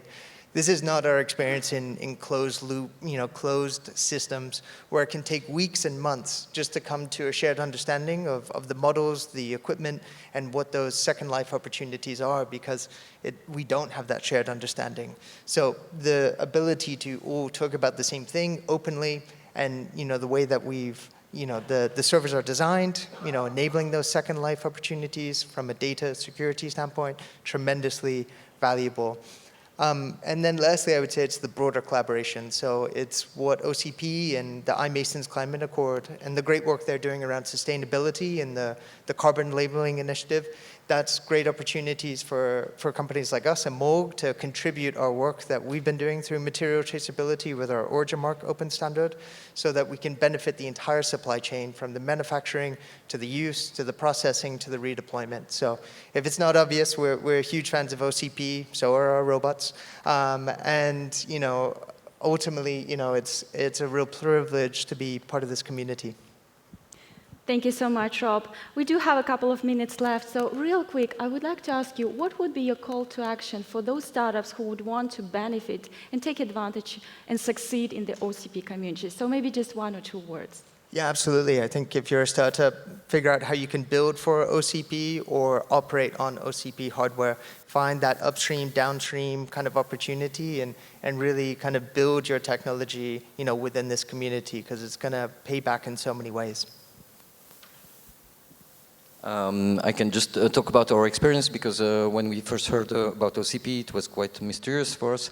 And one day we decided to try, and we fell in love, so just try it.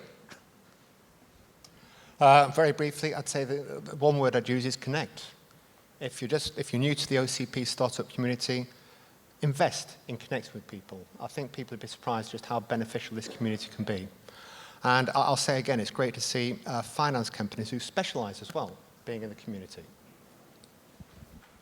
Thank you, and I'll just emphasize the idea of sharing with the rest of the community to get as much feedback as possible on the development to make it even more efficient and get faster iteration of the product developments. Yeah. Thank you so much for this very engaging panel. We are open to continue the discussion. You are welcome to attend the OCP startup booth that we have in the expo hall, and I'll see you later. Thank you so much.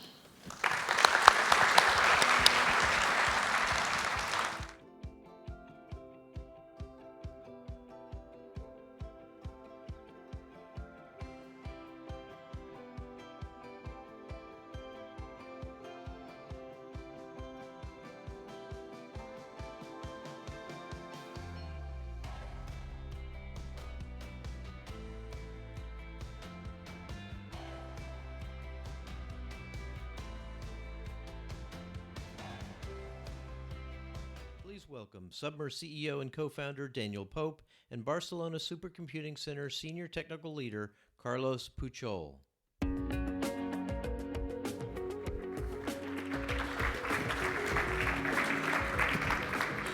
Hello, everyone. Thank you for the warm welcome.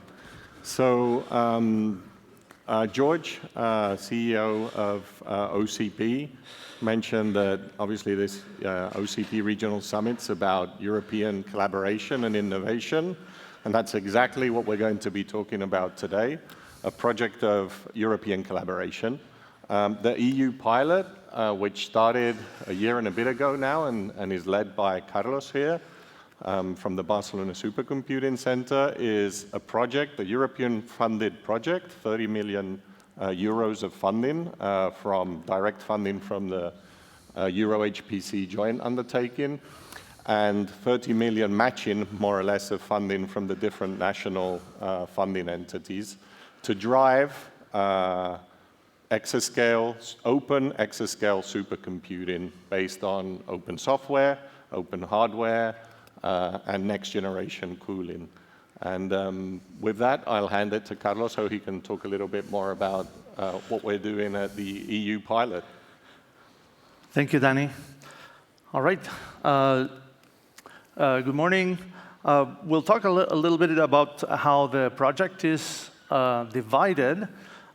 We tend to think of it as 3 parts: hardware, software, and systems. It's not quite exactly what you typically would think, but hardware and systems are actually areas that are based on OCP technologies or standards. So the hardware we leverage technologies from the European Processor Initiative that you've heard not too long ago from Eddie. And that basically, we leverage the accelerator efforts from the European Processor Initiative. We have, in this project, 3 chip tape-outs. In the prior efforts in the European Processor Initiative, they did tape-outs in 22 nanometers. In this project, we kind of go from 0 to 100, all the way from designing new technologies in terms of RTL and doing chip tape-outs, all the way to 100% deployments. These tape-outs are in 12 nanometers, and we have 1 small test chip to test the 12 nanometer node, which arrives in about 4 or 5 weeks. That's pretty exciting. And then 2 larger accelerator chips. One is called VEC, and one called MLS. The VEC chip is designed specifically for traditional HPC workloads, and the MLS chip is designed for AI and machine learning workloads. They basically leverage the RISC-V ecosystem, and they're designed for, to do all sorts of optimizations and reuse a lot of the I/O infrastructure in both cases.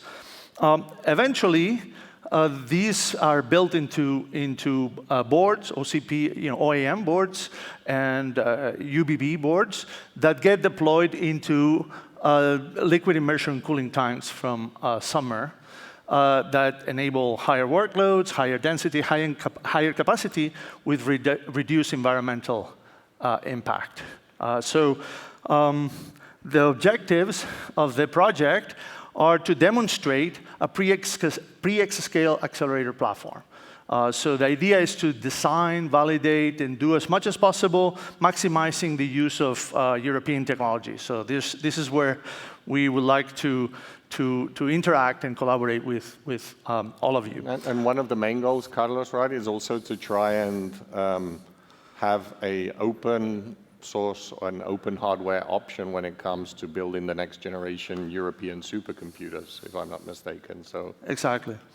So this is basically, you can think of this as essentially a follow-on project from the European Processor Initiative, the EPI project that you've seen, that you've mentioned before, and we leverage, all the efforts that have been done there, and there's going to be follow-on projects based on this one.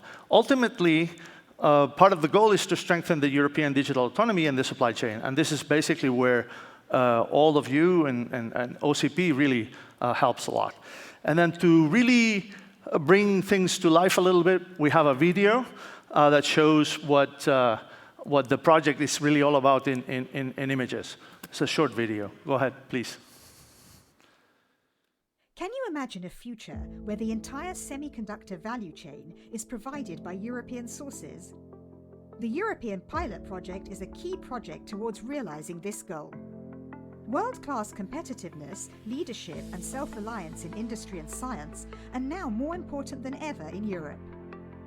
Bringing a new level of high-performance computing, data analytics, and maximizing the use of European technology, EU Pilot makes use of open source and open standards to create an integrated software and hardware system.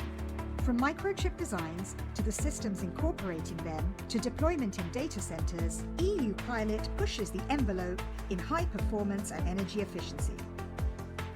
With a streamlined software stack, EU Pilot systems are being designed to accelerate computationally intensive applications in the fields of molecular and climate modeling, genomics, biomechanics, geophysics, and many other domains. EU Pilot is creating 2 complementary RISC-V accelerator chips designed, implemented, and deployed in Europe. One for vector-driven tasks like scientific computing, called VEC, and another for data analytics, AI, and machine learning applications, called MLS. Each VEC accelerator contains an array of compute tiles, and each tile contains a CPU and a vector processing unit. The MLS accelerator contains clusters of a larger number of small yet efficient cores specialized on computations most frequently used in data analytics, machine learning, and AI. These chips, coupled with memory chips, form accelerator modules. and multiple modules are hosted on a baseboard within a chassis to form an accelerator system. Each accelerator system is then paired with a host server and is immersed into a liquid cooling tank which can hold up to a dozen hosts and accelerators. Gone are the days of server racks taking up an inordinate amount of power. Now, multiple liquid-cooled tanks can be deployed in a data center for a large integration of compute capacity and density at unparalleled levels of power and cooling efficiency. The European pilot, contributing to a sustainable exascale supply ecosystem in Europe and ensuring European digital autonomy in this field. So there we briefly saw some of the 19 companies from the consortium. The project is, as I mentioned, led by Carlos from the Barcelona Supercomputing Center. What can you tell us about BSC, Carlos? Because today, you guys run one of the most impressive supercomputers on the planet. I believe it's 8th on the top 500 list today. That is correct. It was debuted, it's called Mare Nostrum 5. It's about 12.5 megawatts in a 20 megawatt facility. And it debuted at number 8 in the top 500.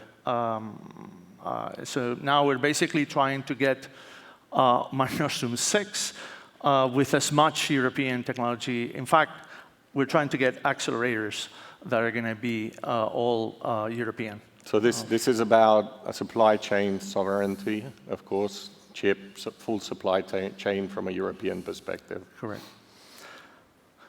So just a quick recap. So we have accelerator modules here on OEM boards, UBB boards that get deployed along with host servers. And the host servers actually come from the EPI project. And then when paired together, they get deployed in cooling immersion tanks. And tell us a little bit more about immersion. Yeah, I think Gregory from OVH actually spoke a lot about immersion already. We truly see it as the end game for cooling next generation platforms. The main reason being when you look at the full TCO from the chip all the way through to the rack, the data hall, the infrastructure, the secondary cooling infrastructure, etc. There are a set of cumulative benefits along that chain that bring unprecedented TCO to a facility, right? But it really takes the fact of decoupling what we've historically done in the data center industry, which is focus on the IT side, someone focuses on the IT side, and someone focuses on the facility side. Liquid cooling, fortunately, kind of forces us to break that. And so we believe that immersion cooling is definitely the end game when you look for efficiency, density, sustainability, the capability to capture and reuse that heat as well. But I think Gregory did a great job in talking about that. Main goal being dry cooling infrastructure, being able to deploy these supercomputing platforms anywhere on the planet as sustainably as possible, and obviously in scenarios where you can reuse that heat, reusing it. But that's one of the main reasons why this consortium decided that immersion should be the next platform to base European supercomputers on. Thank you. Just to recap, the goal is to set the stage for the next generation of sustainable supercomputing solutions and help strengthen the supply chain. The goal is to demonstrate this system at the end, towards the end of next year. We have about, the main critical point, and this is something that we'd like to run through you guys, is, in terms of UBBs and OEMs, even though the UBB is supposed to be a universal baseboard, it's not quite universal there. So we would like to get help in suggestions as to how to map some of this work to make these things possible. We are having trouble getting UBB solutions that are especially European-based and that are fully interoperable. And so we'll be around all this couple of days, and please. And also the ask, I guess, from an immersion side of things is the focus on the components being warranted, supported in immersion. That's a big ask from the immersion vendors. So absolutely necessary as things move forward. And every day there are more systems that are supported and warranted in immersion, but we hope to grow that day by day. Thank you for listening to us. Thank you.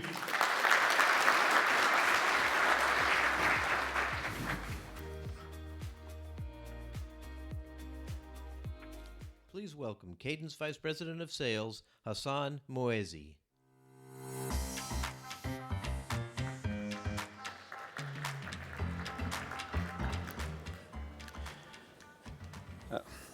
Good morning, ladies and gentlemen. A big thank you to OCP. Today, what I'm going to talk about is going to be power and its unfortunate wastage within the data center industry. To give you a scale of the problem that I'm talking about, commonly known as stranded capacity, I took this slide from Dean Nelson's company, that's Cato Digital. By the end of 2021, about 105 gigawatts of capacity was built around the world. And over 30 gigawatts of that was unused, or is still unused. In fact, this number is much worse now. And it's going to get much worse and accelerated sense because of the AI, emergence of AI, and the proliferation of the data centers as you see them. The problem you see here, by the way, is an average 30% plus. It's actually it's an average because it takes into account highly efficient hyperscalers. And it doesn't include the enterprise colos, because they're much worse in terms of their utilization of their capacity over the life cycle. We're talking about, at best, 56% utilization for a typical colo or enterprise. My colleague did a quick calculation. We're talking about $1 trillion for CFOs here who may be interested in that. Now, before we go any further, what I want to do is to explain the performance of a data center. In order to do that, the first thing is to explain the supply chain that creates a data center. This is pretty straightforward and obvious. It starts off with the chip itself. This is where all the problems start from. And it goes on to the chipset, the board, the chassis, the cabinet, and of course, then moves on to the physical data center itself. What I want to point out here is a dividing line here, the middle of slide number 4. To the left of middle of slide number 4 is the IT world. And to the right of it is the building services industry. Now, some of you, probably a few of you, will remember this picture. This is an IBM mainframe room from the 80s. At that time, this was the computer room. This was the data center of the 80s, the early 80s. And what you notice is that IBM controlled the entire supply chain. They actually synchronized every single one of those blocks, which meant that it was a very highly efficient system. They provided the building, the power, the cooling, the machines, the hardware itself, and the software. Now, come the early 90s, the cheap Intel-based workstations shattered the IBM monopoly, basically.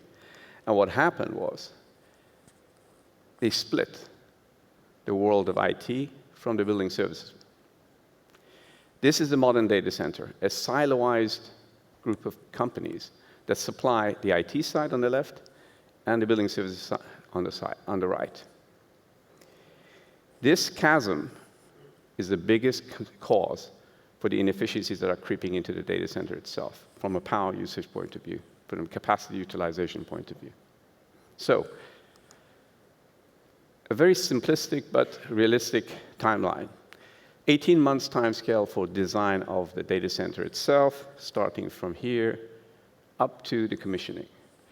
The top line is actually the design of hardware. It's very generic. I don't want to spend too much time on it. It will have different timelines depending on the manufacturers. And above there, there's some details about the type of timelines we're talking about. But the point about this diagram, on the left-hand side, we're talking about the convergence of the data center being designed by the engineering consulting firm, and then eventually being commissioned as an empty white space. And then getting into an operational cycle which probably lasts, or ideally lasts, for 20 years or so. Now, the point about it is that when you design a data center, you design to a very specific set of rules, especially the load layout. And once you get into operations, you actually change all those rules from day one, let alone 5 years down the line. Those changes, or operational changes, will actually create massive divergence as far as the original design is concerned, what we call fragmentation. So, stranded capacity, the elephant in the data center. Everybody knows about it, nobody talks about it. And it's massive. It's not small, it's not a few percent, it's 40% plus. Now, to explain exactly how and why stranded capacity is actually created, it's important to start explaining how you would actually design a data center. So, an owner-operator, Colo, decides to come up with a 5 megawatt data center. That capacity is then given to an engineering consulting firm to design around. That 5 megawatts of capacity obviously creates 5 megawatts of heat. The actual, doesn't seem to, sorry, the clicker doesn't seem to work.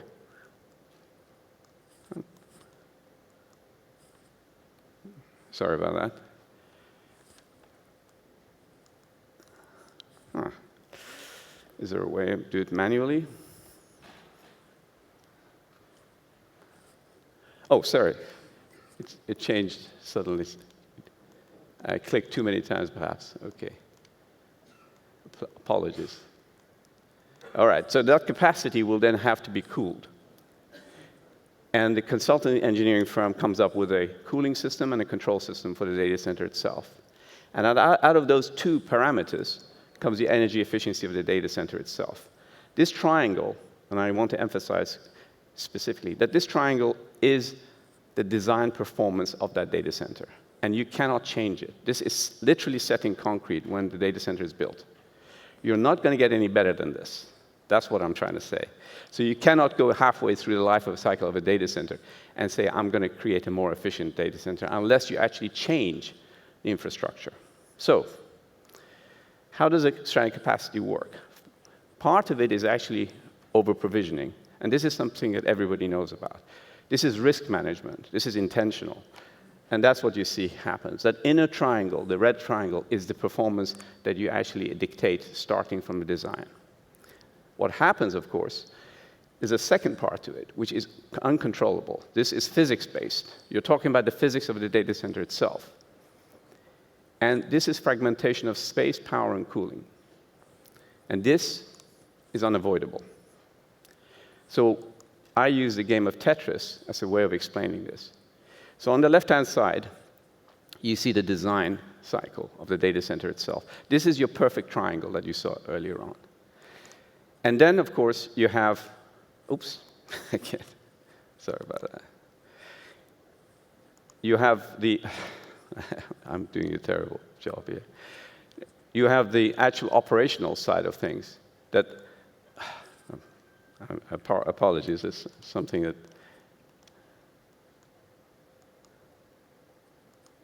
okay, right, let's start again. Sorry about that. So you were talking about the design being the perfect design, and then going into operations, which actually starts to diverge from the original design. And this is a real game of Tetris where, again, I don't understand what's going on. Somebody is going to inform me. But what I'm trying to say, in the game of Tetris, the blocks that come in and actually create the actual operational side are going to create voids that are your stranded capacity, and that's unavoidable. So you start off, let's just skip it. This is your design, with your design over-provisioning. And now, this has a perfect cooling system that provides ASHRAE-compatible equipment as far as the designer is concerned. What happens in operations, you start to bring in your own equipment.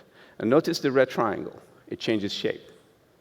What you're doing is actually losing, and changing the shape will actually change all the 3 nodes. You cannot touch any of those nodes without the other 2 being affected. That's the important thing. So the stranded capacity, the performance gap that you see, is what you see today in practice. Now, just to explain why that happens, let's just focus on part of this data center itself.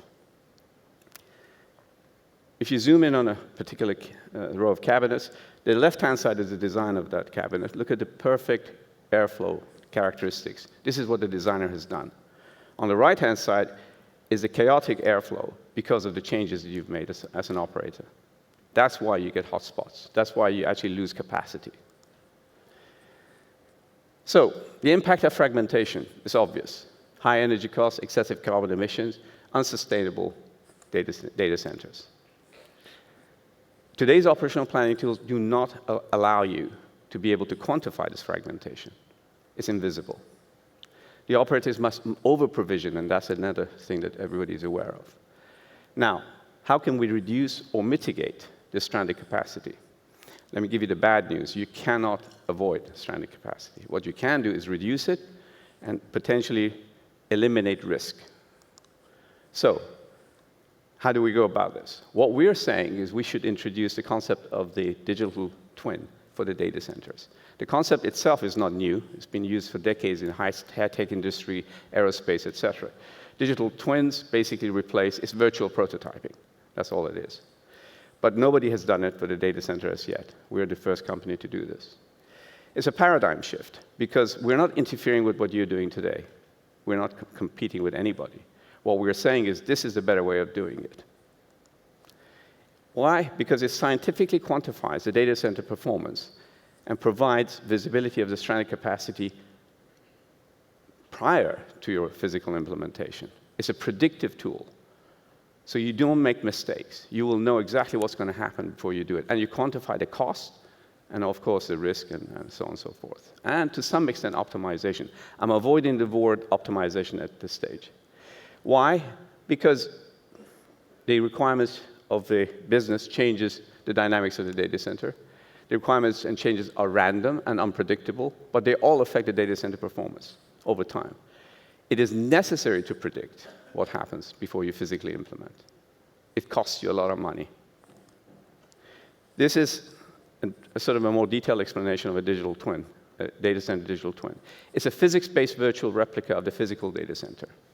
It is calibrated. There's no point in looking like, for it to look like a data center. It has to physically match the measurements, airflow, the temperatures.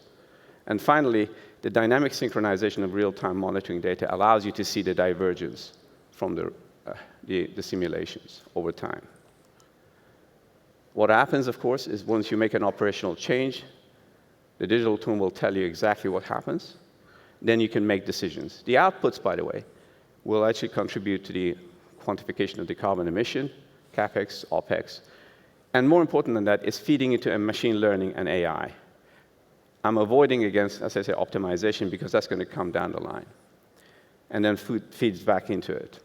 So what are we actually suggesting? We're creating, or we are planning to create, and this is where OCP comes in, a data center digital twin providing industry-scale interoperability. What we're suggesting is the ability for the left-hand side, which is the design fraternity, to actually operate with the right-hand side, which is the operational side.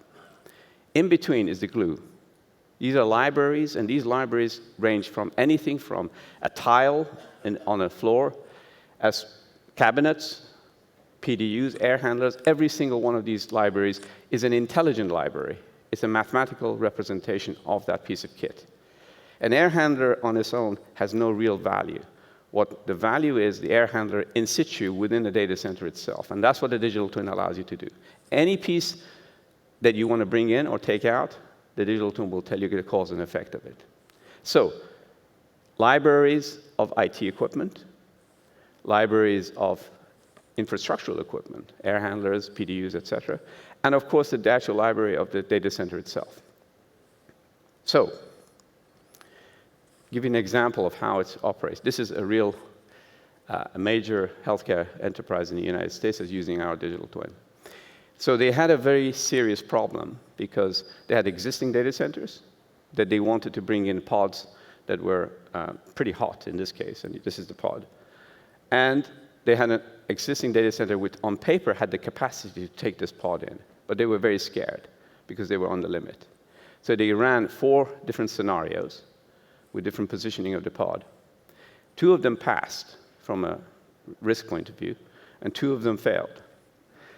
The 2 that passed, one of them was much more energy efficient, and so they chose that. So option 1 was the one that they chose. So this is a real example. Everything is wrapped in one: energy efficiency, risk management, and capacity utilization. This is a digital twin. It's just a walkthrough, and I don't want to spend too much time on it. But this is a real calibrated digital twin. This is a Binghamton data center. It's a small university in New York with a small data center. And what you see is the details that are actually captured within it. Without this detail, you're not going to be able to capture the physics. What you see here are the assets, the infrastructure, the power connectivity, everything. Sort of similar to DCIM, but it sort of complements it in many ways. Now, I don't want to spend too much time on this, but what you see here is the entire physics, the airflow and the temperatures, everything is actually captured within this. What we want, the call to action, is OCP. We have spent 20+ years in this market, and we've developed this technology for this purpose. The biggest problem we face is whenever we go to a data center conference, whether it's this Data Center World, Data Center Dynamics, etc., what we see is a group of people who are dedicated to the infrastructural side of the data center. There's literally no evidence or presence of the IT world. And the reverse is also true. When we go to an IT conference, we hardly see any infrastructural presence in there at all. In order for efficiency to creep in, you need to bring back what the IBM world used to do, which is bring back the 2 sides together. And the only way you're going to do that is to collaborate. And I like the strapline from OCP, scaling innovation through collaboration.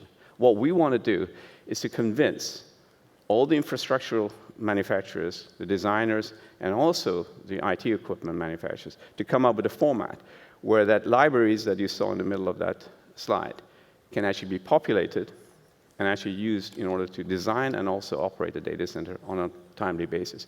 That is how you reduce, almost eliminate perhaps, the data center, the elephant in the data center itself. So, thank you very much. I'm not sure with all the problems that I have.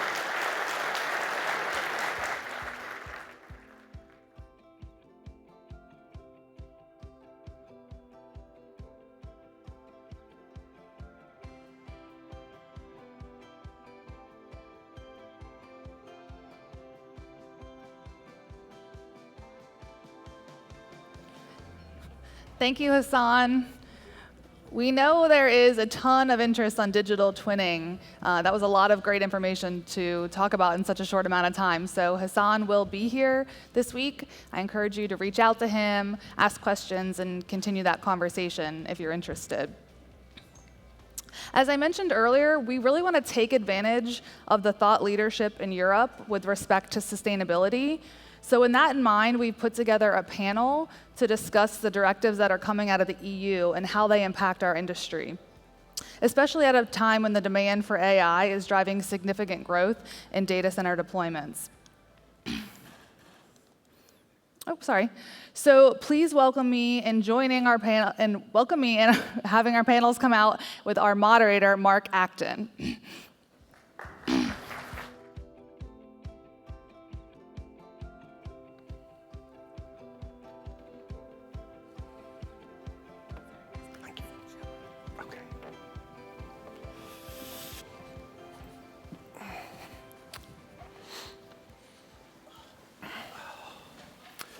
Good morning, everybody. I hope you're having a good time in Portugal so far.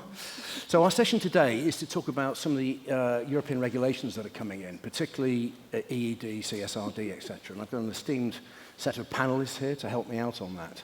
My particular involvement in this is I've been involved in the stakeholder meetings with the European Commission, so I have a little bit of insight, but as do my fellow panelists. With that said, I'd like to ask them to introduce themselves very briefly, who they are, the company they work for, and their interest in this particular subject. I'm going to start with you, Gregory. Thank you, Mark. So Gregory Lebourg, I'm the Global Environmental Director for OVH Cloud, the #1 European player as a cloud service provider. Thank you. Lauren? And Lauren Long, I'm the co-founder of 3Tag, which is a digital carbon and circularity labeling platform to trace all the materiality through its life cycle. Thank you. Rich? My name is Rich Kenny. I'm the Managing Director at Interact. We specialize in hardware profiling and circular economy. Thank you. And finally, Miranda. Thank you. I'm Miranda Gardner, the Executive Director for the iMasons Climate Accord. We are a nonprofit of 250 member organizations focused on decarbonization of digital infrastructure. Thank you very much. I'm going to stay with you, Miranda, if I may. Okay. So we have this regulation coming in. We've got the ED coming in. We have to report in September 24. You know, that deadline is pretty rapidly approaching. You know, it's not just that the light's in the tunnel, it's coming towards us very fast. Are we ready? Short answer, no. But not, I think mostly because there are so many variables going into this right now, and that concern about what we are going to get hit with financially or the inaccuracy of the data is creating a lot of churn and sort of concern for everyone who's in this audience and the market in the EU. So. Agreed. And Gregory, I'm going to come to you from sort of more of a sort of data center specific operational perspective. Do you know what you need to report and how to report it? Well, we do know the, I would say, the global frame that they have set up, okay? And again, we need regulation, so it's not a dirty word to talk about that. But what we don't know for a fact is how we're going to be reporting it, okay? The type of KPIs, the way they should be calculated, against which standard should they be audited in the first place before they are released, and where do we put the data? So there was a call for action on the community by the European Commission to give some, I would say, comments on their proposal for this modus operandi, but so far it's not operational, I would say. Yeah. So we're at the starting point, I think, aren't we, of this? Lauren, to that point, talking about what we are required to be issuing in terms of data and reporting, they've tried to make it standards-based. You know, do you think that's worked? I mean, they are referencing 5600 and 30134 to a degree. Well, I think there's several competing, if you will, models. And you know, if you look at, you know, depending on whether you're looking at scope 2 or scope 3, and you know, the Greenhouse Protocol and ISO has some circular references. There's other standards that play into it.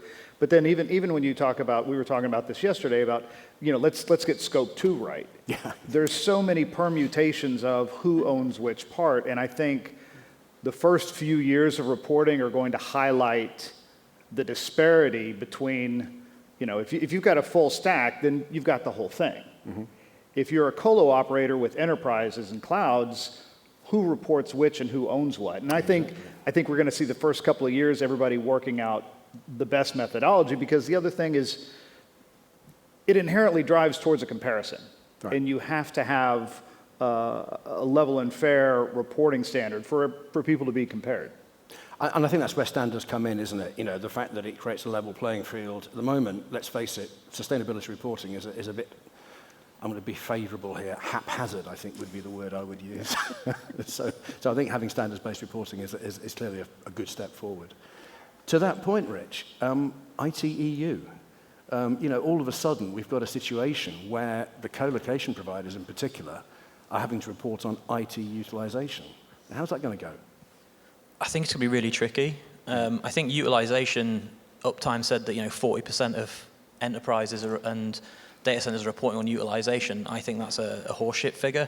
Like, no one is anywhere near 40%. Like that, people that actually track utilization in the terms of ITEU, how it must be tracked, which is over a yearly average, accounting for peaks, troughs, and at CPU and memory level.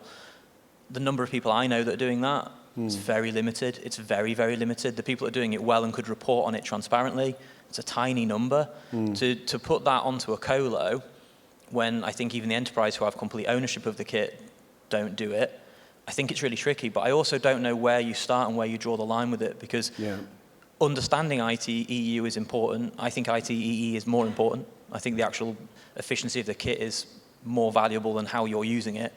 I think that's what you layer on top of it. I think you have step one, step two. But even having that metric and having it necessary to be reported on by a colo it's going to cause pushback. It's going to cause pushback because if the enterprise isn't doing it and they're expecting the colo to do it, the colo's not going to take responsibility for it. I just don't see them doing it. Even the best ones aren't. You know, my understanding is that the majority of hyperscalers couldn't tell you what the utilization is per data center, and they're in complete control of the kit and the assets that they sit on with it. So it's tricky, but it needs to be done. So much like I'm saying, it's hard. Someone has to draw a line in the sand, and I think that's what the ED does, is draw that line and go, this needs to be reported. Well, I mean, it's mentioned in the regulation, isn't it? You know, we ultimately don't have a choice. And how many IT departments, how many people responsible for the IT piece do you think have even heard of IT EU? I think it's limited. I think in certain regions it's more known. I think about like with the Dutch government and the Netherlands, with LEAP, for example, they make a big part around, you know, power modes and how you're using the equipment. But you go to any other enterprise and it's, you know, people don't even have like accurate asset inventories of what kit they've got, let alone how they use it. You know, the number of times you go into an organization and say, do you know what servers you've got? And if they gave you a list, it would have networking switches on it and laptops and all sorts of stuff. If they can't get that very basic level of IT inventory, asking them to then layer on complicated stuff like IT, you know, EU, no, they don't know about it. They probably willfully don't want to know about it as well because it's hard and it makes someone's job a lot more difficult. So I'm quite excited about some of the legislation that comes out on this because we provide a clear metric of this is how you do it. Now go and do it. And at some point somewhere, a bottom's going to have to get smacked if they don't. And we need to define where that is most appropriate to get us back bottom, though, at this point in time. And moving back to yourself, Miranda, on that, what do you think the EU is going to do? We had a sort of slight discussion around this. You know, Rich is talking about the big stick, the penalties that are going to come from this. How do you think that's going to develop over time? Not just actually in the EU, but globally as well. You know, what are we going to see? Well, that's what we were talking about yesterday, and what Lauren just mentioned in terms of baselining. You know, if we have a stringency like we're seeing coming out of the EU with international companies applying either their design standards for the actual facility of the data center or otherwise within the IT hardware, now they're going to meet this regulation, and so ultimately it's going to impact what they're doing on that global scale. And so, I mean, it would create a problem if, no, we're going to do one way for the EU and then one way for North America, rather than just lining up their standards. I mean, for me, I come from the built environment side. I'm an architect by training, and sustainability is really my focus. And so to look at the entire supply chain, when you can line it up correctly and accurately so everyone knows their role in this, now you're more efficient, now you're savings on cost, on timeline to delivery, which we know is one of the huge issues going on right now, just getting everything out into market. And so, in my mind, if you don't follow what's going on in the EU and then apply it strategically through the rest of your portfolio or work, you're going to be at your own loss. It's your own risk there. So it's very much the EU taking a lead on this, and the rest of the world's pretty much A, watching, and B, potentially following. At present, yeah, absolutely. Yeah. Gregory, back to you. I mean, obviously, as an operator, do you see penalties coming, or do you think it's going to be a slow burn from the EU? Do you think they're going to, collect the data, analyze that data, and then probably toughen things up as they go along? Yeah, I think you're right. It's the first step that they are taking, just to see if if it's feasible from an operational standpoint, if the accuracy of the data is there, if the exhaustivity as well of the data is there. And then they will probably take some more steps to push people. And financially, it's a good way to push people, right? But I think more interestingly, what they will be doing is that probably they will widen the scope of the regulation. As you've seen, if you heard me during the keynote, it's a multifactorial thing. The impact of the environment, the impact on the environment of our industry.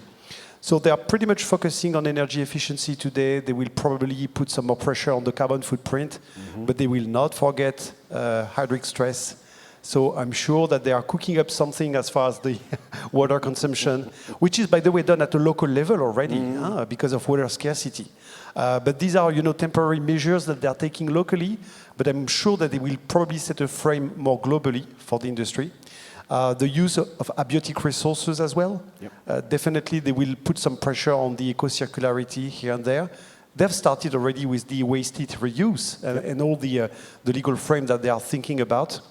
So again, this is just probably the first wave, and there is a tsunami coming, I would say. I've heard exactly the same thing directly from the policy officers at the Commission, that they are starting gently. They don't want to break the industry, but at the same time, they will collect data, they will build it up, and it will get tougher. There's no question. I don't see penalties immediately. I don't know about you, Lauren, if you see the same thing. No, actually, I think we will see. So we've talked about the EED, but let's also bring in the CSRD, the CS-DDD, which I still don't think has been fully voted on. Not yet, no. It was supposed to be. They're running a little behind. And then the greenwashing law. And you start bringing all of that together. And right now, people talk about the CSRD, and the focus is on scopes 1, 2, and 3. Yep. And we haven't even talked about scope 3. We'll talk about that in a second. But actually, it also covers the social. It covers the governance. Everything is and it says report on it. Now, when you bring in the CS-DDD, it says take responsibility for your reporting and reduce the effect. And it does bring in the liability. So if you're a company that has done full due diligence of your power, full due diligence of your supply chain, and you understand all those, you now have the responsibility to either mitigate, fix, or eliminate those portions of your supply chain or value chain. And that's a consequence, not just the government, but it's the commercial consequence. We were talking yesterday, some of these things are becoming commercially weaponized, and that's as much a consequence as anything. Yeah, that weaponization of ESG, I think, is something that people increasingly talk about. It really is. And dare I say at the moment, despite the fact that it's weaponized, I wouldn't say it's particularly transparent. I don't know what you think, Rich. No, I think transparency is the number 1 issue in all of this. And it's really important for reporting, because we go back and say, if we agree what the metrics look like, when we agree what good looks like, how much can you game it to look good without being good? And it's why I really struggle with the term net zero and the race to net zero, because I feel like the race to net zero ruins the concept of net zero reporting, because how quick can we get there? You're massively incentivized to fudge your numbers. And until we have that level of transparency that says this is what good reporting looks like, this is what good maths look like, this is what a good mechanism looks like, and that's what I think we really lack, is that interjoint piece that says this is what good looks like, not from the end piece, but in every step of the process. Yep. That's why transparency is so important, because I can tell you that we are zero carbon today, and if you don't check my numbers, I've just won the race to net zero, congratulations. But the second you dig into that and go, this is rubbish, it's a big problem. And we're seeing a lot of major enterprises, and we work with huge enterprises, who are having to recalculate previous year's emissions based on new knowledge. Yeah. I wonder how much of it's new knowledge and how much of it is stuff that we can't get away hiding anymore. So that element of transparency is, can we be honest and open and say that we're not doing well and then get better? Or how we're slicing the pie. I mean, I just was reading a report where it's talking about the transmission. I can't remember exactly, and there's a little star. And if you look at it, then it's what we have control over. But they didn't even clarify from that. So it's anyone who is seeing this and who is not familiar with the space like we are is thinking, oh, this company is doing wonderfully, to your point. They're there, they've done this. And any of us reading it are like, you're not even close to this. You're a percent of a percent of a percent, but it looks nice from kind of a greenwashing marketing approach to the work. Yeah. Well, absolutely. I'm going to throw it back to Rich for a second, because you've done some really fascinating research. And it's not just fudging the numbers or getting it wrong. There are methodologies that simply don't square. If you're using an input-output or weights and measures, or it's everybody could be right, and nobody agrees. And you've even done studies on vendors, and we won't call anybody out necessarily, but they're offering their EPD, and it looks nothing like the box they just sold.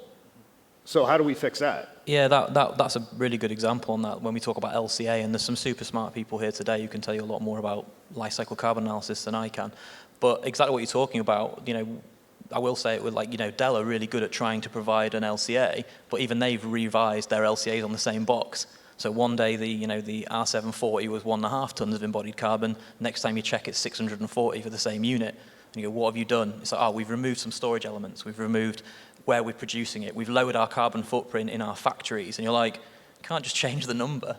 You can't just do that. But right now you can. And that's that transparency we want, is stop changing the numbers, just put the flag down. Absolutely. And Gregory, to you on that, I mean, doesn't that just validate the importance of standards generally and how we use them? Certainly, but again, this is a learning process, right?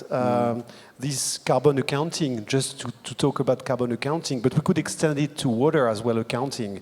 It's not as easy as financial accounting. And I'm sure we were not there, but maybe 150 years ago, the accountants would have the same debate on how do we report the gross margin, the net profit, or whatever. So, except it's a bit easier, I would say, than doing the math with the physical reality, which is sometimes blur. So let's say that we are learning and we are improving year over year.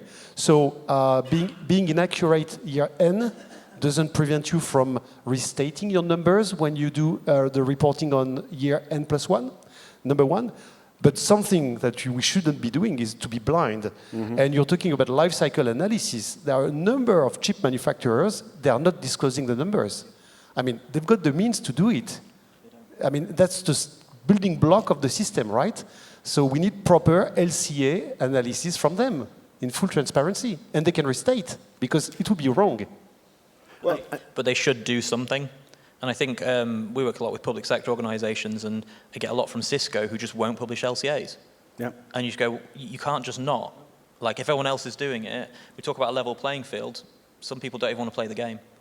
And I think that's the important piece, is this legislation says everybody has to play. And that's what I think is really important. But Miranda, I think they're being increasingly marginalised. Those people who won't play the game, I think, are being called out increasingly. Yes and no, because there's someone in the audience who we were on a panel a couple of weeks ago, and we talked about why we think this is stalling out. And it's not because of the data, in my opinion, or even the kind of excess of it. It's really the economics of this. Yep. And so is the penalty less than doing all the hard work that you need to do to get there? Is it, by not reporting, going to benefit you in the long run because, say, another market doesn't really care about it? Are you undercutting, your competitor in this space? And so when that is still the driving force, all the rest of this doesn't matter. And so, unfortunately, we're going to have to make it much more economically beneficial or restrictive to force the issue. Lauren, I know you've got a view. I have an opinion there. You have you've got several opinions, but this one in particular. And I'm gonna quote the guy who said it just last week to Miranda's point. So John Booth very eloquently said, regulation is the consequence of a failed market. So the inability, and I'm not saying anyone has the inability or lacks the motivation to regulate themselves, but that's when government steps in and says, no, you're not doing it right. And I think to the commercial aspect, that's the benefit, if you will, of regulation, is it says, no, I'm going to make it more expensive for you to not do it the right way. So it now becomes cheaper. And I think, one of the other things we're talking about LCAs, I think actually if you look at the carbon contribution between the tiers, and depending on the industry, obviously, but as much as 50% of the scope 3 can be 4 tiers into your value chain. And that's my point is, I think LCA methodologies have to change, because expecting a vendor to look 4 vendors deep into a supply chain and for her to figure out exactly what that's near impossible. Well, and to your point earlier, we haven't even got scope 2 right yet, which is relatively easy. Scope 3, as you say, the depth down the supply chain is, at the moment, frankly, impossible. We're getting better, but it's a long way away. Gregory, back to you. We don't particularly like regulation, obviously. None of us do. But at the same time, does it give us a roadmap in terms of the direction of travel of where we need to go? Does it actually give us something that we can work to? We may not be perfect. Because a lot of people are saying to me, we don't particularly want regulation, but actually we do want a direction of travel. We want to understand where it's going and prepare for that. No, I wouldn't say so. Okay. No, let's take the example at the European level. I'm sorry, Mark. There is a self-regulation initiative in Europe, the Climate Neutral Data Center Pact. Yeah. Okay. And this one is, multifactorial, for example. You talk about power efficiency, you talk about reasonable use of water, you talk about reusing waste heat, and so on and so forth. And you talk about normalizing, standardizing the reporting. It's a self-regulation initiative. It took a while, I mean, for all the parties to get together and come up with a compromise. But it's far in advance compared to the bit of regulation which is popping up today. So we don't need the regulatory body to give us, I would say, a compass and set the directions. We need them to be synchronized with us, I would say. I wouldn't necessarily agree with that. The climate news, I think personally that particular horse bolted a long time ago, you know, with EED and CSRD coming in. And Lauren, I don't know what you think. No, that's not been my anecdotal experience in the market. Because now if OVH Cloud is doing all the right things, measuring everything, spending the money to do the greenest possible solutions, et cetera, that's a cost. And a lot of the vendors that I know that we were talking about, they simply either don't have the funds, the expertise, or the willingness to bring the accuracy, and we have to level the playing field for honest. And we have the standards to work to. Yes. You know, we've got the 30134 standards, ISO 30134. We're not even using those. I don't know why we need, you know, a self-regulatory body when we're not even using what's available. And in terms of calculating things, well, WUE, you know, it's defined by an ISO standard. PUE is defined by an ISO standard. And yet people are still gaming it. They're not even using the standards. Rich, I think we're in violent agreement. Yeah, we are massively in agreement here, Mark. Like, for me, it's the Climate Neutral Data Center Pact. It's not worth the paper it's printed on for the most part, in my view. I think we've got a wealth of metrics from the European Code of Conduct, which I think is excellent. They're mirrored directly into the EED, realistically, with some small changes, as far as we know. This year is the first year I've had customers come to me and ask for reporting on IT energy efficiency. That has been a metric in play for 12 years now. So for 12 years, ITEE has been one of the most important benchmarks for a data center. And for 12 years, I've never heard somebody ask for it. And then this year alone, because of the Energy Efficiency Directive, I have hundreds of inquiries around how do we properly do this. And this is major corporations that you think would have a handle on this, and they don't, because it's been voluntary. And now they're going, heck, how do I do this? So for me, I think regulation's, you know, not great. But what we have in this industry is a massive negative externality in that we do, as a data center industry, some wonderful things and provide, you know, the backbone of technology, but we also don't pay for our mess sometimes. And I think that negative externality in economic terms, we're not been made to pay for that. And I think that's what needs to happen to move this industry forward, because I think the way we approach sustainability as an industry, the way we approach power utilization, all these things, I think it's really good. And I think we've got a lot to be proud of in the industry, but we do not pay for our own mess in a lot of cases, and we need to fix that. And I think we're at the point now where we've not done it voluntarily.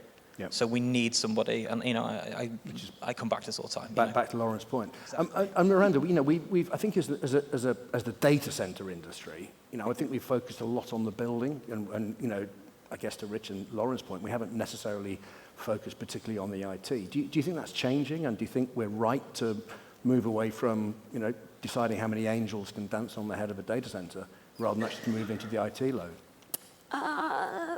Not yet.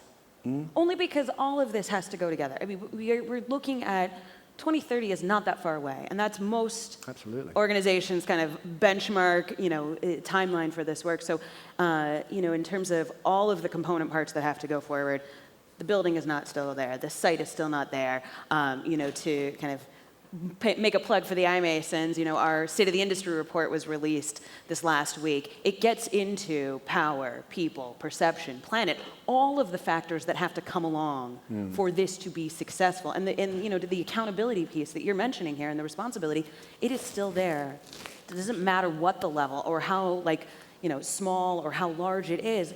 We really are responsible as an industry to do this, and we can do it together. I mean, that's, to me, we are in this together. Let's not point fingers. Let's not kind of accuse somebody of doing something they're not doing, or, again, our competitor undercutting us. okay, collectively, bring the bargaining chips to the table, commit to these actions, and let's move forward, because I do think we can hit these targets. Yeah. That's really, and it's not just about energy efficiency, is it? There's a great deal more in there. Gregory, I think you were sort of. Yeah, I think we're forgetting someone in the room, the end customers, right? Because we are talking about our industry under the spotlight. So just picture ourselves in an ideal world where our PUE will be as close as possible to 1. Our WUE will be close to 0, not to say 0. We would be reusing the waste heat perfectly. We would put in place circularity to reuse the components, have a longer lifespan of those components. But still, we are using resources, right? Absolutely. But we are not. Our customers are using resources. So they should be frugal on their hand as well. Okay? And to be frugal, we need to give them information as far as the impact of the services that they subscribe with us. So carbon calculator, for example, or water calculator, or whatever type of calculator at the service level on a monthly basis or on a yearly basis would be an interesting information for them so that they can make up their mind, arbitrate, stop some non-necessary workloads, optimize stuff, not only on a cost perspective, but an environmental footprint perspective. Absolutely, and I don't just think it's customers of data centers. I think all of us, the general public, have a responsibility to understand the impact of our digital choices, our digital service choices. That. Yeah. Well, the media is going to cane us if we don't. Go on, Lauren. No. Disagree, love it. All right, so let's draw a correlation between the oil and gas industry and the data center industry, and the full stack. Yeah. So we'll leave us aside for a second. The oil and gas industry itself does not cause correct CO2, environmental CO2. It is everybody driving their cars or consuming goods created from the energy powered by or eating the food. So, you look at people who are protesting oil and gas, they probably drove to the protest in a car. But how else are they supposed to do that? I mean, especially in North America. This is an unfair argument, in my opinion, because we have set this up. Auto industry working with oil and gas, putting consumers into the car, and then being like, you are the problem. Down the supply chain, even though it supported all of our business moves here. We don't have the train network that we've got in Europe. I mean, again, I think that's why it's like all these kind of combined pieces cause problem. I don't disagree with you that the consumer has to be more aware of this, but to kind of point the finger that the consumer did that. No, I'm not. Well, the finger that I'm saying is it's not simply educating the consumer, because I think everyone who drives a car realizes that combustion creates CO2. They do now. You don't think so? They didn't know. They didn't know. They know now. I hope they know now. I'm talking about now. But until recently, they didn't know. Yeah. I think that's where I'm going. I think we need to educate the public about their choices actually impact, what happens in our industry. I've got a final question. We've got about 1 minute and 30 seconds left. I'm going to start with you, Miranda. Okay. What do you think is going to what is going to change over the next 3 to 5 years in terms of regulation, legislation? And I don't just mean in Europe. I mean globally. Where do you see it going? The 3 to 5 year impact.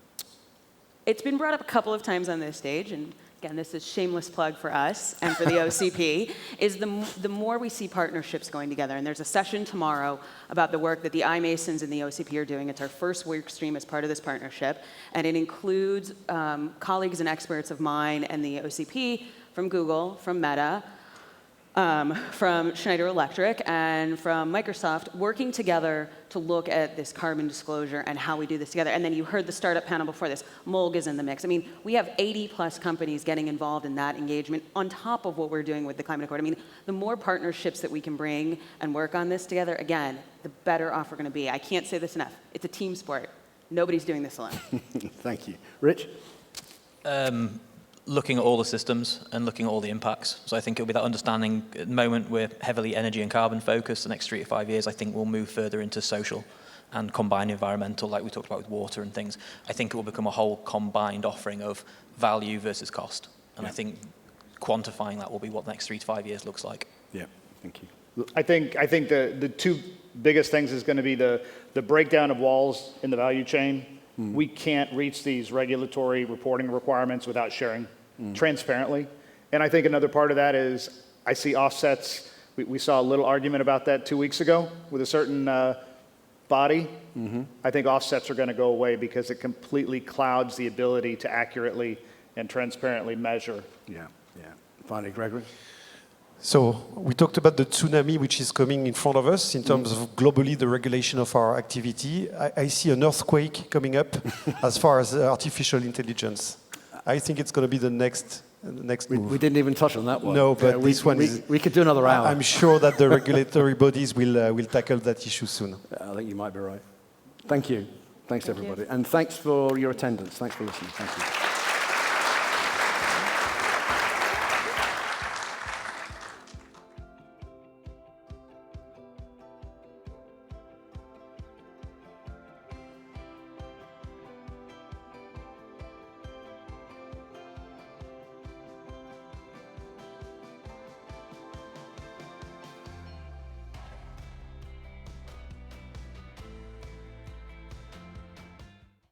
Please welcome Microsoft Azure Partner Architect, Strategic Planning and Architecture, Brian Kelly.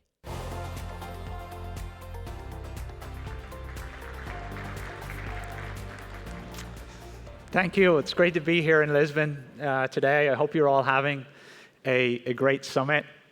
I'm going to talk today about Microsoft's journey on open source hardware. And that journey started back in 2014.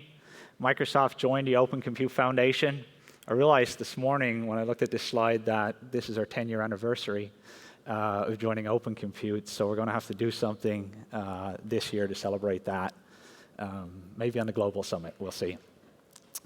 Since joining the Open Compute Foundation, we've made systematic contributions towards standards and interoperability of hardware and infrastructure, from Project Olympus in 2016, Project Cerberus in 2017, right through to Calyptra in 2022, and then OCP Safe last October in 2023. But I'm not here to talk about the past or a history lesson on what we've done in OCP. What I really want to talk about is what's the next chapter? Where are we going? And to understand the next chapter, we have to look at what are the emerging trends, what's going to influence future innovation. And we have some spheres of influence that we've narrowed down, and some of them are confidential cloud. Confidential compute, we see significant shift in workloads towards confidential compute and cloud, looking for higher levels of security, isolation, and protection. Generative AI. So this one is truly transformative. It's going to revolutionize the full stack and re-architect everything from data centers, critical infrastructure, right through networks, workloads, the design of that infrastructure. Quantum resilient cryptography. And this one is not to be underestimated. This has the potential to be very disruptive. All of the security protocols today that rely on asymmetric key exchange, those security protocols are impacted by quantum computers. And while that runway to quantum might seem long, some of the breakthroughs that are coming through generative AI are shortening that runway. So we need to pay attention to this one as we look at the next wave of innovation. This next sphere of influence is the physical infrastructure. It's heavily influenced by the demands from generative AI, and we'll dig into each of these a little bit later. And composable architectures. As we see this full stack revolution and this full stack change, things are going to change at different times. They're not all going to change at once. We're going to see higher levels of disaggregation, and we need greater modularity to make sure these changes can be brought in to our infrastructure. So I'll delve into each of these shortly, and then we'll see how it comes together towards the end of this talk. But confidential cloud. So as I mentioned, more workloads are shifting towards confidential compute, and OCP is helping to deliver unparalleled transparency and consistency already with some groundbreaking projects. We have Project Calyptra. If you haven't heard of Calyptra, it's an open source silicon root of trust, an essential component in secure devices. It anchors the chain of trust in hardware, and it provides integrity guarantees to workloads that run on that hardware around the security state of the hardware. We have OCP Safe. It's an audit framework to ensure that security is implemented correctly in secure devices. And we have OCP Lock, which is a key management, an open source key management solution for storage devices that manages keys and hardware so they're not exposed to software or firmware to protect keys in use. So confidential compute, what is it? Well, you've probably heard about encryption of data at rest. It's pretty standard in cloud environments. Anytime data is stored to disk, it's always encrypted. You've heard about encryption in transit. Anytime data goes out over the network, it's always encrypted. Well, confidential compute is about the protection of data while in use through protected and attested trusted execution environments. Confidential compute is particularly interesting for generative AI, where strong protection is needed around models. And strong protection is needed around data. AI runs on some of the most sensitive data sets. Confidential compute is also making new scenarios possible, like multi-party collaboration. Parties can come together trusting only the hardware, and they can share data analytics without sharing their actual data. So confidential compute is a sphere of influence we need to track. Generative AI, this one is transformative. And I say with generative AI right now, we're very early in our journey. We're super early. We're at the innovation and investment phase. And what I mean by that is every transformative, every technology that's become transformative in our society and has had an impact on society goes through phases. There's pioneering research. There's a light bulb moment that everybody sees. There's innovation. There's this stage, the innovation and investment, intense innovation, intense investment to reach infrastructure at scale, and then value creation where it starts to come together. And to help understand that, we'll overlay it with the electrification of our society. With the electrification of our society, back in 1750 and 1800s, we had pioneering research in 1750 from Benjamin Franklin. And then we had Volta's research and discoveries in the early 1800s. And then over half a decade later, or half a century later, multiple decades, we had Edison's light bulb moment, where the world seen the potential of this electrical research. And it's funny, back then, there was a lot of skeptics still. And Edison made this claim, that's true today. He said, electricity in the future will be so cheap that only the wealthy will burn candles. And how true is that today in our society? Electricity has truly become pervasive. We only talk about it when we don't have it. It's there, it's ubiquitous. But what it took decades of investment and innovation to reach infrastructure at scale. And think about the infrastructure at scale for the electrical grid and how long that took to build out. That's where we're at in our AI journey, to get to value creation, true societal value creation. And if we overlay where we are in our AI journey, we'll see we had the pioneering research that brought us large language models. We had a light bulb moment for many with ChatGPT. It's the fastest downloaded application. It had 100 million users in its first 3 months.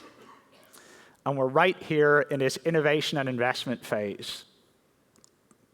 And some innovation is happening. We're seeing it. We're also seeing value creation, early value creation that tells us we're on the right path. Some of the innovation that we're seeing with confidential compute, like I mentioned earlier, we have confidential AI already. And that's going to be essential for growth. We have an innovation. Microsoft collaborated with NVIDIA and brought Azure confidential GPUs based on NVIDIA H100. And this provides model protection and data protection.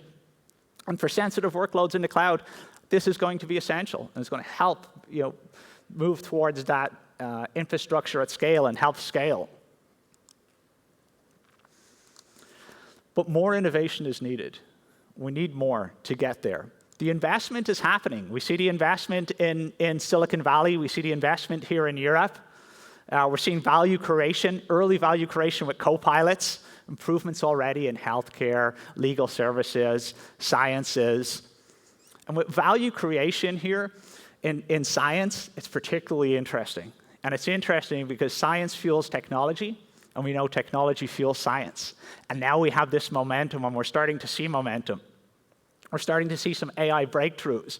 Microsoft in the Pacific Northwest Laboratory discovered a new solid electrolyte using AI. And this dramatically reduces the usage of lithium-ion or lithium batteries by 70%.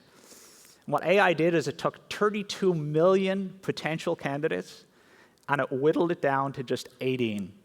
And then from that 18, took it to 9 and helped researchers make this discovery.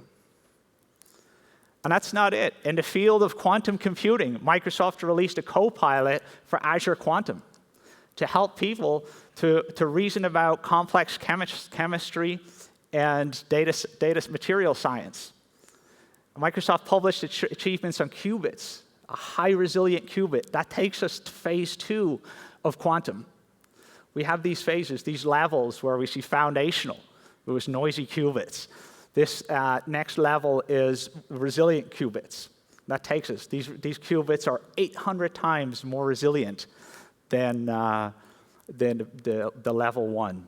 And this is what it takes to get to scale on quantum computers. And AI is helping facilitate these breakthroughs, and that's why we need to be paying attention to quantum. I'm going to jump to quantum resilient technology or quantum resilient cryptography. As I mentioned earlier, this is critical. We don't want to underestimate this sphere of influence. Europe leads with the Data Sovereignty Act. We should be paying attention here with quantum, because all security is getting impact. Protocols that rely on asymmetric cryptography for key exchange, they become compromised by a powerful enough quantum computer.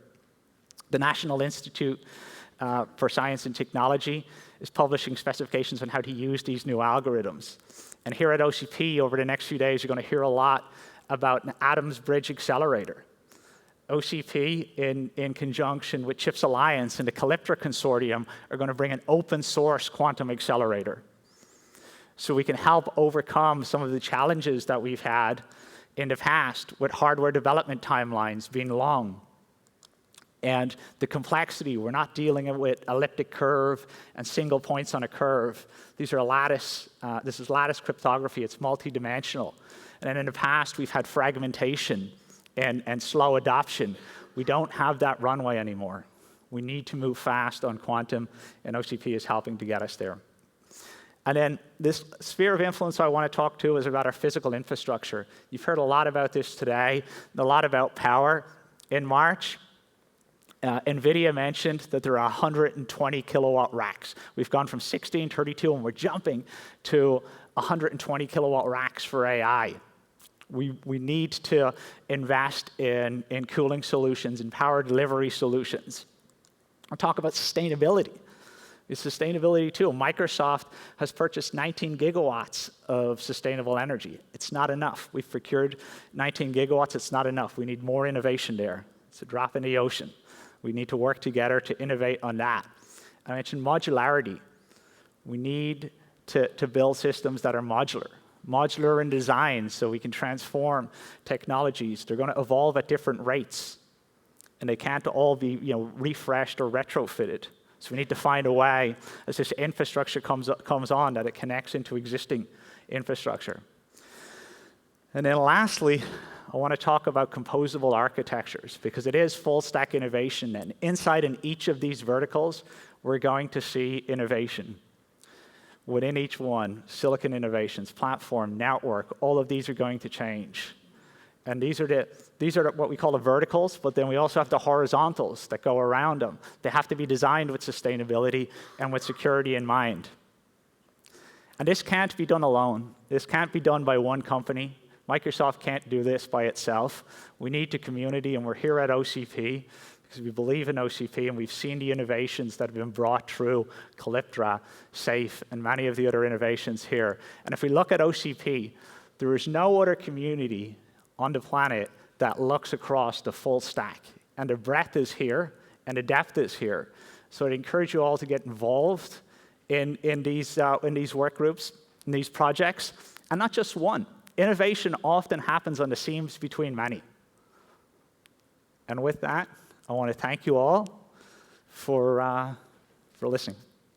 Thank you.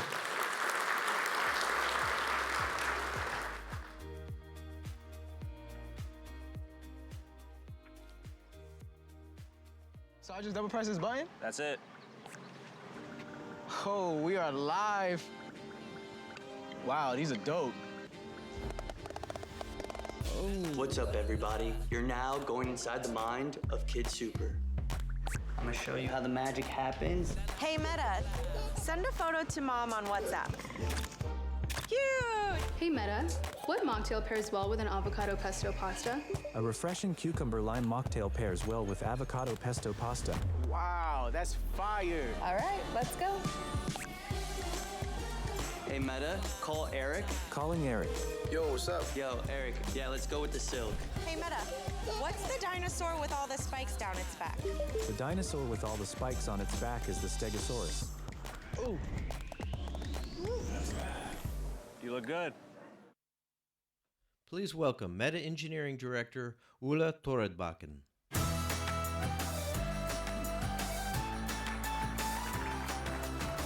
Okay. Hi, everybody, and thanks for being here together with us today. Hopefully, you enjoyed the little video that demoed our smart glasses together with our latest multimodal AI feature. I'm here to talk about infrastructure and the infrastructure that this runs on. So, infrastructure at Meta, our focus has always been open. In fact, that has been part of our DNA. We were a founding member of OCP. Last year, we contributed the Grand Teton 8-way GPU server that is a workhorse funneling most of our workloads in our data centers. And since over the past 12 years, we have provided more than 147 specifications into the community.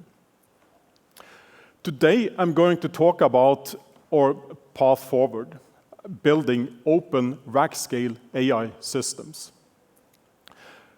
And that's a journey that we would like to embark on together with you, the community.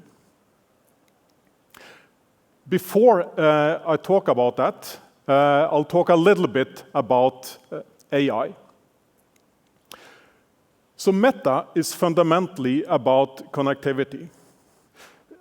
Connecting, providing tools to connect the things you care the most about. Your family, your friends, your colleagues, and your business. Meta has been using AI for over a decade, both internal within our platform, but also as part of our tools. And last week, we released the latest AI assistant, Meta AI, that is now part of all our family of apps, WhatsApp, Instagram, Facebook, and so forth. What drives this is open source models. And we fundamentally believe that is the right way to do these things. It provides transparency. It provides safety. It enables security. And selfishly, may somebody say, it also provides a community effort to improve and enhance the models for better goods. And since we released Llama 2 last year, it has been picked up by a number of businesses and research centers and universities all over the world. So in my country, Norway, the public transportation service, as an example, Ruter, they are using Llama 3 fine-tuned on Norwegian language to analyze customer complaints. And last winter, in which there was lots of snow in Norway, that came to its use, to put it that way. So what what has driven the innovations in AI for the past years, that is basically large language models. And large language models, they are based on a technology called transformers. And transformers has proven to be extremely scalable. Llama 2 that we trained last year, that was trained on 2 trillion text parameters, and we used a cluster of roughly 2,000 GPUs. This year, we just released Llama 3, that is still trained with text. It's a much larger model, and we have trained it with 15 trillion tokens. And we yet have to see where the diminishing returns start to hit us for this. So we are basically entering multimodality, in which we combine text, audio, images, and videos to build models and services and tools that perhaps better would represent what we call what is the physical world.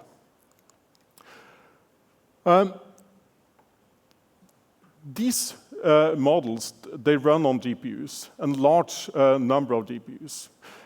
Back in a couple of years ago, we had 6,000 accelerated compute units in our fleet. Last year, we scaled that to 16,000. And by end of this year, we expect to have close to 600,000 accelerated compute units within our fleet. That's 100x growth over less than 2 years. From a cluster point of view, our clusters a couple of years ago, there were a couple of thousand nodes. Now our clusters is in the order of 20,000 plus. And this will continue to scale, and we expect at least a 10x increase in scale as we move on. And that is fundamentally funneled and driven by silicon innovation. So from 2014 to today, we have had a 300x increase in computational complexity and performance. And that will continue to scale through a combination of basically process shrink, going from 5 nanometer down to 3, 2, and 1.4.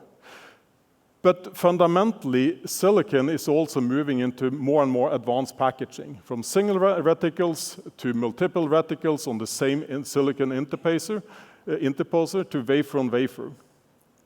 And these large packages will be connected together in tightly coupled scale-up domains. And this also drives or impacts the rack scale system design. The Grand Teton systems we use today, we typically pack 2 of those into a rack. So that is 16 GPUs within a rack, roughly 15, 16 kilowatt. As we move to the next generation of systems, the power density will continue to increase. So we'll get into 50, 100, and several hundred kilowatt racks that demands liquid cooling. And this is, again, driven by higher TDP through advanced packaging, and again, tightly coupled scale-up domains.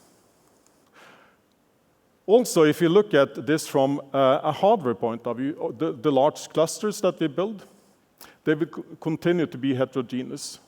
Because when you build clusters like, in the order of 100K to perhaps even more than 1 million accelerated compute units, both from a supply chain point of view, but also from a model entropy and accuracy point of view, you benefit greatly from having diversity. So basically, we need to rethink how we do hardware. And we talked about this at the OCP in October. So I'm going to give you a little bit more details about what we think about. So basically, we need to get to commonality at the rack scale level. That implies a common rack, standard liquid cooling, and universal management. And what we think is the main building block here, that is the ORV3 rack. And that will have a set of accelerator banks. It will have a set of network or switch banks, and these are tightly connected together. It will have a rack manager, and it will have power shelves and liquid cooling manifolds. The accelerator banks are tightly connected to the switch shelves through a high-speed, cheap copper backplane. And the bandwidth can be adjusted to the number of lanes you actually use in the backplane and the number of switch trays you actually populate. Everything needs to be hot pluggable, so that implies, and that drives both serviceability. It also drives reusability. So it blind mates into a manifold where the water comes in, and the interconnect backplane and the bus bar. This also needs a close interaction between the data center. So basically, the liquid cooling and the power delivery, the facility water temperature, the blind mate quick connect, the manifolds, and also the flow rates that needs to be incorporated into the data center design. And at last, but perhaps most also equally important, hardware management that is CLUX. I personally like to think about this as the management of a traditional mainframe, where we have a number of throughs, compute unit, network units, power, liquid, that comes together and act as a single unit to deliver a single service. So what I'm getting to is that we fundamentally believe that the infrastructure for AI that needs to be open. It's based upon open software frameworks, it's open AI models, and also open hardware systems. And that model, that openness, that also works. We have PyTorch today, that is the most used framework for building AI models. That drives portability across platforms. Llama is another example. Open models provides better transparency, provides better security and safety, and avoid bias. And we, as a hardware community, we need to come together to drive this forward also at the hardware level. So to wrap it up, I think we need to pull this together. The rack comments that we talked about, the rack scale design, tightly coupled rack scale design, co-designed with the data center and the hardware management. And as George talked about earlier this morning, we are kicking off an open AI systems initiative to drive this forward. So with this, I would like to leave it off for a person like me that has been building supercomputers for many years. A dream that would be to an interactive supercomputer which is open and it's as easy to operate and debug as a bento notebook. And we hope that we can make this happen together with all of you.